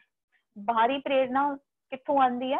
ਅਗਰ ਅਸੀਂ ਕਿਸੇ ਕਲਾਸ 'ਚ ਸਕੂਲ 'ਚ ਪੜ੍ਹ ਰਹੇ ਹਾਂ ਤਾਂ ਉਹਦੇ ਲਈ ਸਾਨੂੰ ਕੋਈ ਪ੍ਰਾਈਜ਼ ਮਿਲਣਾ ਹੈ ਜਾਂ ਸਾਨੂੰ ਗ੍ਰੇਡਸ ਵਧੀਆ ਮਿਲਣਗੇ ਜਾਂ ਸਾਨੂੰ ਪ੍ਰਸ਼ੰਸਾ ਮਿਲੇਗੀ, ਸਾਨੂੰ ਐਪਰੀਸੀਏਸ਼ਨ ਮਿਲੇਗੀ, ਇਹ ਸਾਰੀ ਬਾਹਰੀ ਪ੍ਰੇਰਨਾ ਦੇ ਵਿੱਚ ਆਉਂਦੀ ਹੈ। ਐਕਸਟ੍ਰਿੰਸਿਕ ਮੋਟੀਵੇਸ਼ਨ ਬਾਰੇ ਗੱਲ ਕਰਦੇ ਹਾਂ ਥੋੜੀ। Extrinsic motivation is characterized by factors that are external to the self. ਬਾਹਰੀ ਪ੍ਰੇਰਨਾ ਉਹ ਹੁੰਦੀ ਹੈ ਜਿਹੜੀ ਕਿ ਸਾਨੂੰ ਬਾਹਰੋਂ ਮਿਲਦੀ ਹੈ। The student is motivated to learn or achieve not by personal interest or desire for growth, but from a desire to please others by meeting expectations set by parents and teachers. ਅਗਰ ਅਸੀਂ ਗੱਲ ਕਰੀਏ ਕਿਸੇ student ਦੀ, suppose ਕਰੋ ਤੁਸੀਂ ਸਾਰੇ ਹੀ ਹੋ, ਤਾਂ ਇਹ ਜਿਹੜੀ ਐਕਸਟ੍ਰਿੰਸਿਕ ਮੋਟੀਵੇਸ਼ਨ ਹੈ ਇਹ ਸਟੂਡੈਂਟ ਦੇ ਅੰਦਰੋਂ ਨਹੀਂ ਆਉਂਦੀ। ਸਟੂਡੈਂਟ ਹਰ ਇੱਕ ਚੀਜ਼ ਨੂੰ ਆਪਣੇ ਗੋਲ ਨੂੰ ਪੂਰਾ ਕਰਨ ਦੀ ਕੋਸ਼ਿਸ਼ ਤਾਂ ਕਰਦਾ ਹੈ ਕਿਉਂਕਿ ਉਹਦੇ ਵਿੱਚ ਉਹਦੀ ਜਿਹੜੀ ਮੋਟੀਵੇਸ਼ਨ ਹੈ, ਪ੍ਰੇਰਨਾ ਹੈ, ਉਹ ਉਹਦੇ ਪੇਰੈਂਟਸ ਤੇ ਟੀਚਰਸ ਦੁਆਰਾ ਦਿੱਤੀ ਹੋਈ ਹੈ। ਉਹਨਾਂ ਨੇ ਇੱਕ ਗੋਲ ਸੈੱਟ ਕਰਕੇ ਦਿੱਤਾ ਹੋਇਆ ਹੈ ਬੱਚੇ ਨੂੰ ਕਿ ਬੱਚੇ ਮੈਨੂੰ ਤੇਰੇ ਇੰਨੇ % ਮਾਰਕਸ ਚਾਹੀਦੇ ਹੈ, ਜਾਂ ਟੀਚਰਸ ਵੱਲੋਂ ਐਕਸਪੈਕਟੇਸ਼ਨਸ ਹੁੰਦੀਆਂ ਟੂਵਰਡਸ ਸਟੂਡੈਂਟਸ। ਤਾਂ ਉਹਨਾਂ ਚੀਜ਼ਾਂ ਨੂੰ ਪੂਰਾ ਕਰਨ ਲਈ ਜਦੋਂ ਕੋਈ ਸਟੂਡੈਂਟ ਉਹਦੇ ਵਾਸਤੇ ਮਿਹਨਤ ਕਰਦਾ ਹੈ ਤਾਂ ਉਸ ਚੀਜ਼ ਨੂੰ ਬਾਹਰੀ ਪ੍ਰੇਰਨਾ ਕਿਹਾ ਜਾਂਦਾ ਹੈ। External motivation can also involve punishment and reward. ਇਹ ਜਿਹੜੀ ਬਾਹਰੀ ਪ੍ਰੇਰਨਾ ਇਹ ਦੋਨੋਂ ਤਰ੍ਹਾਂ ਦੀ ਹੋ ਸਕਦੀ ਹੈ। ਇਹਦੇ ਵਿੱਚ ਸਜ਼ਾ ਵੀ ਹੋ ਸਕਦੀ ਹੈ, ਇਨਾਮ ਵੀ ਹੋ ਸਕਦਾ ਹੈ। ਲਾਈਕ ਅਗਰ ਕਲਾਸ ਦੇ ਵਿੱਚ ਕੋਈ ਸਟੂਡੈਂਟ ਆਪਣਾ ਕੰਮ ਡੇਲੀ ਨਹੀਂ ਕਰ ਰਿਹਾ, ਸਿੰਸੀਅਰਟੀ ਦੇ ਨਾਲ ਆਪਣਾ ਹੋਮਵਰਕ ਨਹੀਂ ਕਰ ਰਿਹਾ ਜਾਂ ਕਲਾਸ ਵਿੱਚ ਪ੍ਰੋਪਰ ਰਿਸਪੌਂਡ ਨਹੀਂ ਕਰ ਰਿਹਾ, ਤਾਂ ਅਗਰ ਟੀਚਰ ਉਸਨੂੰ ਪਨਿਸ਼ਮੈਂਟ ਦੇਗਾ, ਅਗਰ ਉਸਨੂੰ ਸਜ਼ਾ ਦੇਗਾ, ਤਾਂ ਉਹ ਉਸ ਡਰ ਦੇ ਕਾਰਨ ਉਸ ਚੀਜ਼ ਨੂੰ ਪੂਰਾ ਕਰਨ ਦੇ ਵਿੱਚ ਆਪਣੀ ਪੂਰੀ ਕੋਸ਼ਿਸ਼ ਕਰੇਗਾ। ਜਾਂ ਫਿਰ ਇਨਾਮ ਹੈ, ਇਨਾਮ ਦੇ ਨਾਲ ਤਾਂ ਤੁਹਾਨੂੰ ਸਾਰਿਆਂ ਨੂੰ ਪਤਾ ਹੀ ਹੈ ਕਿ ਅਗਰ ਕਿਸੇ ਨੂੰ ਇਨਾਮ ਦਾ ਪਤਾ ਹੋਵੇ ਕਿ ਮੇਰਾ ਆਹ ਕੰਮ ਕਰਨ ਦੇ ਨਾਲ ਮੈਨੂੰ ਰਿਵਾਰਡ ਮਿਲਣਾ ਹੈ, ਮੈਨੂੰ ਇਨਾਮ ਮਿਲਣਾ ਹੈ, ਤਾਂ ਜਿਹੜੇ ਸਟੂਡੈਂਟਸ ਹੈ ਜਾਂ ਕੋਈ ਵੀ ਪਰਸਨ ਹੈ ਉਹ ਕੰਮ ਪੂਰਾ ਕਰਨ ਦੇ ਲਈ ਆਪਣੀਆਂ ਅਣਥੱਕ ਕੋਸ਼ਿਸ਼ਾਂ ਜ਼ਰੂਰ ਕਰੇਗਾ। ਇਹ ਹੀ ਸਾਡੀ ਬਾਹਰੀ ਪ੍ਰੇਰਨਾ ਹੁੰਦੀ ਹੈ। Students might fear the punishment associated with getting a poor grade. Students ਦੇ ਵਿੱਚ ਪਨਿਸ਼ਮੈਂਟ ਦੇ ਨਾਲ ਇੱਕ ਇਹ ਵੀ ਚੀਜ਼ ਹੁੰਦੀ ਹੈ ਕਿ ਅਗਰ ਮੈਂ ਨਹੀਂ ਅੱਛੀ ਤਰ੍ਹਾਂ ਪੜ੍ਹਾਈ ਕਰੂੰਗਾ ਤਾਂ ਮੇਰੇ ਗ੍ਰੇਡਸ ਲੋ ਆਉਣਗੇ। ਤਾਂ ਇਸ ਦੀ ਵਜ੍ਹਾ ਨਾਲ ਇਹ ਵੀ ਇੱਕ ਡਰ ਹੁੰਦਾ ਬੱਚੇ ਨੂੰ ਕਿ ਅਗਰ ਮੇਰੇ ਘੱਟ ਗ੍ਰੇਡ ਆਉਣਗੇ ਤਾਂ ਫਿਰ ਮੇਰੇ ਪੇਰੈਂਟਸ ਦੇ ਅੱਗੇ ਅੱਛਾ ਇੰਪ੍ਰੈਸ਼ਨ ਨਹੀਂ ਪਏਗਾ ਜਾਂ ਮੇਰੇ ਟੀਚਰਸ ਦੇ ਅੱਗੇ ਅੱਛਾ ਇੰਪ੍ਰੈਸ਼ਨ ਨਹੀਂ ਪਏਗਾ। ਤਾਂ ਉਹ ਹਮੇਸ਼ਾ ਇਸ ਕੋਸ਼ਿਸ਼ ਵਿੱਚ ਰਹਿੰਦਾ ਕਿ ਮੈਂ ਆਪਣਾ ਰਿਵਾਰਡ ਲੈਣਾ ਹੀ ਲੈਣਾ ਹੈ। ਕੁਛ ਐਗਜ਼ਾਮਪਲਸ ਅਸੀਂ ਤੁਹਾਨੂੰ ਦਿੰਦੇ ਹਾਂ ਐਕਸਟ੍ਰਿੰਸਿਕ ਮੋਟੀਵੇਸ਼ਨ ਦੀ। ਉਹਨਾਂ ਦੇ ਵਿੱਚ ਕੀ ਹੈ, ਲਾਈਕ ਅਗਰ ਸਪੋਰਟਸ ਕੰਪੀਟੀਸ਼ਨ ਹੈ ਤਾਂ ਉਹਦੇ ਵਿੱਚ ਟਰੋਫੀਜ਼ ਮਿਲਣੀਆਂ, ਉਹ ਕੀ ਹੋਏਗਾ, ਬਾਹਰੀ ਪ੍ਰੇਰਨਾ ਹੋਏਗੀ। ਸਟੂਡੈਂਟ ਆਪਣੀ ਗੇਮ ਦੇ ਵਿੱਚ ਵਧੀਆ ਤੋਂ ਵਧੀਆ ਕੋਸ਼ਿਸ਼ ਕਰੇਗਾ, ਵਧੀਆ ਤਰੀਕੇ ਨਾਲ ਮੈਚ ਖੇਲਣ ਦੀ ਕੋਸ਼ਿਸ਼ ਕਰੇਗਾ, ਐਥਲੈਟਿਕਸ ਹੋਵੇ ਚਾਹੇ ਹਾਕੀ ਹੋਵੇ, ਜਿਹੜੀ ਮਰਜ਼ੀ ਗੇਮ ਹੋਵੇ, ਤਾਂ ਜੋ ਮੈਂ ਟਰੋਫੀ ਜਿੱਤ ਸਕਾਂ। ਕੰਪਲੀਟਿੰਗ ਵਰਕ ਫॉर ਮਨੀ, ਅਗਰ ਕੋਈ ਇੰਪਲੋਏ ਹੈਗਾ, ਅਗਰ ਉਸਨੂੰ ਕੰਮ ਪੂਰਾ ਕਰਨ ਤੋਂ ਹੀ ਪੈਸੇ ਮਿਲਣੇ ਆ ਤਾਂ ਉਹ ਆਪਣੇ ਕੰਮ ਨੂੰ ਪੂਰਾ ਕਰਨ ਦੀ 100% ਕੋਸ਼ਿਸ਼ ਕਰੇਗਾ ਕਿ ਮੈਨੂੰ ਮੇਰੇ ਪੈਸੇ ਤਾਂ ਹੀ ਮਿਲਣਗੇ ਅਗਰ ਮੈਂ ਇਹ ਕੰਮ ਪੂਰਾ ਕਰੂੰਗਾ। ਕਸਟਮਰ ਲਾਇਲਟੀ ਡਿਸਕਾਊਂਟਸ, ਅਗਰ ਕਸਟਮਰਸ ਜਿਹੜੇ ਹੁੰਦੇ ਆ, ਅਗਰ ਮਾਰਕੀਟਰਸ ਨੇ ਕਸਟਮਰਸ ਨੂੰ ਆਪਣੇ ਵੱਲ ਅਟਰੈਕਟ ਕਰਨਾ ਤਾਂ ਉਹ ਕੀ ਕਰਦੇ ਆ, ਕਸਟਮਰਸ ਨੂੰ ਡਿਸਕਾਊਂਟ ਦੇਣਾ ਸ਼ੁਰੂ ਕਰ ਦਿੰਦੇ ਆ ਤਾਂ ਜੋ ਕਸਟਮਰਸ ਮੋਟੀਵੇਟ ਹੋ ਕੇ ਸਾਡੇ ਕੋਲ ਆਉਣ, ਸਾਡੀ ਕੰਪਨੀ ਦੀਆਂ ਚੀਜ਼ਾਂ ਖਰੀਦਣ। ਇਹ ਹੁੰਦੀ ਹੈ customer loyalty discounts. Buy 1 get 1 free sales, ਅੱਜ ਕੱਲ ਤੁਸੀਂ ਦੇਖਦੇ ਹੋ ਮਾਰਕੀਟ ਦੇ ਵਿੱਚ ਬਹੁਤ ਸਾਰੀਆਂ ਸੇਲਸ ਲੱਗੀਆਂ ਹੁੰਦੀਆਂ ਲਾਈਕ ਹੁਣ ਸੀਜ਼ਨ ਆਫ ਹੋ ਜਾਂਦਾ ਤਾਂ ਗਰਮੀਆਂ ਦੇ ਜਿਹੜੇ ਗਾਰਮੈਂਟਸ ਹੋਣਗੇ, ਕੱਪੜੇ ਹੋਣਗੇ ਜਾਂ ਇਲੈਕਟ੍ਰੋਨਿਕ ਅਪਲਾਈਐਂਸਿਸ ਹੈ, ਏਸੀਜ਼ ਤੇ ਹੋ ਗਈ ਸੇਲ, ਤਾਂ ਕੰਪਨੀਆਂ ਕੀ ਕਰਦੀਆਂ ਆਪਣੇ ਸਟਾਕ ਨੂੰ ਬਾਹਰ ਕੱਢਣ ਦੇ ਲਈ, ਆਪਣੇ ਸਟਾਕ ਨੂੰ ਖਤਮ ਕਰਨ ਦੇ ਲਈ ਬਾਏ 1 ਗੈਟ 1 ਜਾਂ ਹੋਰ ਜ਼ਿਆਦਾ ਅੱਗੇ ਸੀਜ਼ਨ ਆ ਜਾਏਗਾ, ਸਰਦੀ ਦਾ ਮੌਸਮ ਨੇੜੇ ਆ ਜਾਏਗਾ ਤਾਂ ਬਾਏ 1 ਗੈਟ 3 ਗੈਟ 4 ਇਸ ਤਰ੍ਹਾਂ ਦੀਆਂ ਵੀ ਪ੍ਰਪੋਜ਼ਲਸ ਕਈ ਵੱਡੇ ਵੱਡੇ ਬਿਜ਼ਨਸਮੈਨ ਹੈ, ਵੱਡੀਆਂ ਕੰਪਨੀਜ਼ ਹੈ, ਉਹ ਇਸ ਤਰ੍ਹਾਂ ਦੀਆਂ ਪ੍ਰਪੋਜ਼ਲਸ ਵੀ ਦਿੰਦੇ ਆ। ਇਹ ਸਾਰੀਆਂ ਸਾਡੀਆਂ ਐਕਸਟ੍ਰਿੰਸਿਕ ਰਿਵਾਰਡਸ ਦੇ ਵਿੱਚ ਆ ਜਾਂਦੀਆਂ। ਫ੍ਰੀਕੁਐਂਟ ਫਲਾਇਰ ਰਿਵਾਰਡਸ, ਅਗਰ ਅਸੀਂ 에ਅਰਲਾਈਨਸ ਵਿੱਚ ਗੱਲ ਕਰੀਏ ਤਾਂ ਅਗਰ ਕਈਆਂ ਨੂੰ ਐਮਰਜੈਂਸੀ ਫਲਾਈਟਸ ਦੀ ਲੋੜ ਪੈਂਦੀ ਹੈ ਤਾਂ ਜਿਹੜੀਆਂ ਸਾਡੀਆਂ 에ਅਰਲਾਈਨਸ ਹੈ ਤਾਂ ਅਗਰ ਕਿਸੇ ਨੇ ਆਪਣੀ ਟਿਕਟ ਬੁੱਕ ਕਰਵਾਉਣੀ ਹੋਵੇ ਉਹਦੇ ਵਿੱਚ ਵੀ ਡਿਸਕਾਊਂਟਸ ਦੇ ਕੇ ਕਸਟਮਰਸ ਨੂੰ, ਪੈਸੇਂਜਰਸ ਨੂੰ ਆਪਣੇ ਵੱਲ ਖਿੱਚਦੀਆਂ। ਅੱਗੇ ਹੈ ਸਾਡੇ ਕੋਲ ਐਗਜ਼ਾਮਪਲਸ ਆਫ ਸਾਈਕੋਲੋਜੀਕਲ ਐਕਸਟ੍ਰਿੰਸਿਕ ਰਿਵਾਰਡਸ। ਹੁਣ ਸਾਈਕੋਲੋਜੀ ਦੇ ਨਾਲ ਜਿਹੜੀ ਸਾਡੀ ਬਾਹਰੀ ਪ੍ਰੇਰਨਾ ਹੁੰਦੀ ਹੈ ਉਹਦੇ ਵਿੱਚ ਕੀ ਕੀ ਆਉਂਦਾ? Helping people for praise from friends ਔਰ ਫੈਮਿਲੀ। ਲੋਕਾਂ ਦੀ ਹੈਲਪ ਕਰਨਾ, ਇਹ ਕਾਦੇ ਵਾਸਤੇ ਹੁੰਦਾ? ਲੋਕਾਂ ਤੋਂ ਜਾਂ ਆਪਣੀ ਫੈਮਿਲੀ ਤੋਂ ਪ੍ਰੇਜ਼ ਲੈਣ ਦੇ ਲਈ ਲੋਕਾਂ ਦੀ ਹੈਲਪ ਕਰਨਾ, ਤਾਂ ਜੋ ਮੈਨੂੰ ਸਾਰੇ ਕਹਿਣ ਕਿ ਬਹੁਤ ਵਧੀਆ ਕੰਮ ਕੀਤਾ ਤੁਸੀਂ। ਨੰਬਰ 2 ਤੇ ਹੈ doing work for attention either positive ਔਰ ਨੈਗੇਟਿਵ। ਕੁਝ ਲੋਕਾਂ ਨੂੰ ਹੁੰਦਾ ਹੈ ਕਿ ਮੈਂ ਦੂਜਿਆਂ ਦੀ ਅਟੈਂਸ਼ਨ ਆਪਣੇ ਵੱਲ ਖਿੱਚਣੀ ਹੈ, ਬੇਸ਼ੱਕ ਉਹ ਕੰਮ ਪੋਜ਼ਿਟਿਵ ਹੋਵੇ ਜਾਂ ਨੈਗੇਟਿਵ ਹੋਵੇ, ਬਟ ਉਹ ਕੁਝ ਜ਼ਰੂਰ ਇਸ ਤਰ੍ਹਾਂ ਦੇ, ਜਿਵੇਂ ਕਲਾਸ ਵਿੱਚ ਕੁਝ ਸ਼ਰਾਰਤੀ ਸਟੂਡੈਂਟਸ ਹੁੰਦੇ ਆ, ਕੁਝ ਸਟੂਡੈਂਟਸ ਹੁੰਦੇ ਆ ਕਿ ਵੱਧ ਤੋਂ ਵੱਧ ਆਪਣੇ ਮਿਹਨਤ ਕਰਕੇ ਅੱਛੇ ਨੰਬਰ ਲੈ ਕੇ ਉਹ ਕਰਨਾ ਚਾਹੁੰਦੇ ਆ ਕਿ ਸਾਡੇ ਵੱਲ ਸਾਡੇ ਟੀਚਰ ਜਾਂ ਬਾਕੀ ਸਟੂਡੈਂਟਸ ਅਟੈਂਸ਼ਨ ਦੇਣ। ਪਰ ਕੁਝ ਜਿਹੜੇ ਸ਼ਰਾਰਤੀ ਸਟੂਡੈਂਟਸ ਹੁੰਦੇ ਆ ਉਹ ਕੀ ਕਰਦੇ? ਉਹ ਸ਼ਰਾਰਤਾਂ ਕਰਕੇ ਦੂਜਿਆਂ ਦੀ ਅਟੈਂਸ਼ਨ ਆਪਣੇ ਵੱਲ ਖਿੱਚਣਾ ਚਾਹੁੰਦੇ ਆ। ਨੰਬਰ 3 ਤੇ ਹੈ ਡੂਇੰਗ ਟਾਸਕ ਫॉर ਪਬਲਿਕ ਅਕਲੇਮ ਔਰ ਫੇਮ। ਕੁਝ ਇਸ ਤਰ੍ਹਾਂ ਦੇ ਕੰਮ ਕਰਨੇ ਜਿਹਦੇ ਨਾਲ ਸਾਨੂੰ ਲੋਕਾਂ ਦੀ ਸਿਫਤ ਮਿਲੇ, ਲੋਕਾਂ ਦੀ ਵਾਹ ਵਾਹੀ ਮਿਲੇ ਜਾਂ ਸਾਡਾ ਨੇਮ ਐਂਡ ਫੇਮ ਬਣੇ। ਇਹਦੇ ਵਿੱਚ ਕਈ ਚੀਜ਼ਾਂ ਕਾਊਂਟ ਹੋ ਜਾਂਦੀਆਂ। ਪਬਲਿਸਿਟੀ ਦੇ ਲਈ ਇਨਸਾਨ ਬਹੁਤ ਕੁਝ ਕਰਦਾ ਹੈ। Doing task to avoid judgment. ਕੁਝ ਇਸ ਤਰ੍ਹਾਂ ਦੇ ਕੰਮ ਕਰਨੇ ਕਿ ਅਗਰ ਕੋਈ ਸਾਨੂੰ ਜੱਜ ਕਰ ਰਿਹਾ ਤਾਂ ਉਸ ਜਜਮੈਂਟ ਤੋਂ ਬਚਣ ਦੇ ਲਈ ਕੁਝ ਇਸ ਤਰ੍ਹਾਂ ਦੇ ਕੰਮ ਕਰਨੇ, ਉਹ ਬਾਹਰੀ ਪ੍ਰੇਰਨਾ ਦੇ ਵਿੱਚ ਆਉਂਦੇ ਆ। ਕੰਪਲੀਟਿੰਗ ਕੋਰਸ ਵਰਕ ਫॉर ਗ੍ਰੇਡਸ। ਆਪਣੇ ਗ੍ਰੇਡਸ ਲੈਣ ਦੇ ਲਈ, ਲਾਈਕ ਅਗਰ ਕੋਈ ਇੰਟੈਲੀਜੈਂਟ ਸਟੂਡੈਂਟ ਹੈ, ਉਹ A ਗ੍ਰੇਡ ਨਾਲ ਜਾਂ A+ ਨਾਲ ਸੈਟੀਸਫਾਈਡ ਨਹੀਂ ਹੋਏਗਾ, ਉਹ ਹੋਰ ਕੋਸ਼ਿਸ਼ ਕਰੇਗਾ ਕਿ ਮੈਂ ਆਊਟਸਟੈਂਡਿੰਗ ਗ੍ਰੇਡ ਲਵਾਂ ਤਾਂ ਜੋ ਮੈਂ ਆਪਣੀ ਕਲਾਸ ਵਿੱਚ ਟੌਪ ਤੇ ਰਵਾਂ ਹਮੇਸ਼ਾ। ਹੁਣ ਅਸੀਂ ਗੱਲ ਕਰਦੇ ਹਾਂ ਕਿ ਮੋਟੀਵੇਸ਼ਨ ਦਾ ਟੀਚਿੰਗ ਤੇ ਲਰਨਿੰਗ ਪ੍ਰੋਸੈਸ ਦੇ ਵਿੱਚ ਕੀ ਰੋਲ ਹੈ। ਇੱਕ ਟੀਚਰ ਆਪਣੇ ਸਟੂਡੈਂਟਸ ਨੂੰ ਕਿਸ ਤਰ੍ਹਾਂ ਮੋਟੀਵੇਟ ਕਰ ਸਕਦਾ ਹੈ, ਜਾਂ ਟੀਚਿੰਗ ਲਰਨਿੰਗ ਪ੍ਰੋਸੈਸ ਦੇ ਵਿੱਚ ਮੋਟੀਵੇਸ਼ਨ ਦਾ ਕੀ ਰੋਲ ਹੈ। How to motivate your students. ਅਸੀਂ ਕਲਾਸ ਦੇ ਵਿੱਚ ਆਪਣੇ ਸਟੂਡੈਂਟਸ ਨੂੰ ਕਿਸ ਤਰ੍ਹਾਂ ਮੋਟੀਵੇਟ ਕਰ ਸਕਦੇ ਹਾਂ। ਮੋਟੀਵੇਸ਼ਨ ਕਈ ਤਰੀਕਿਆਂ ਨਾਲ ਹੋ ਸਕਦੀ ਹੈ।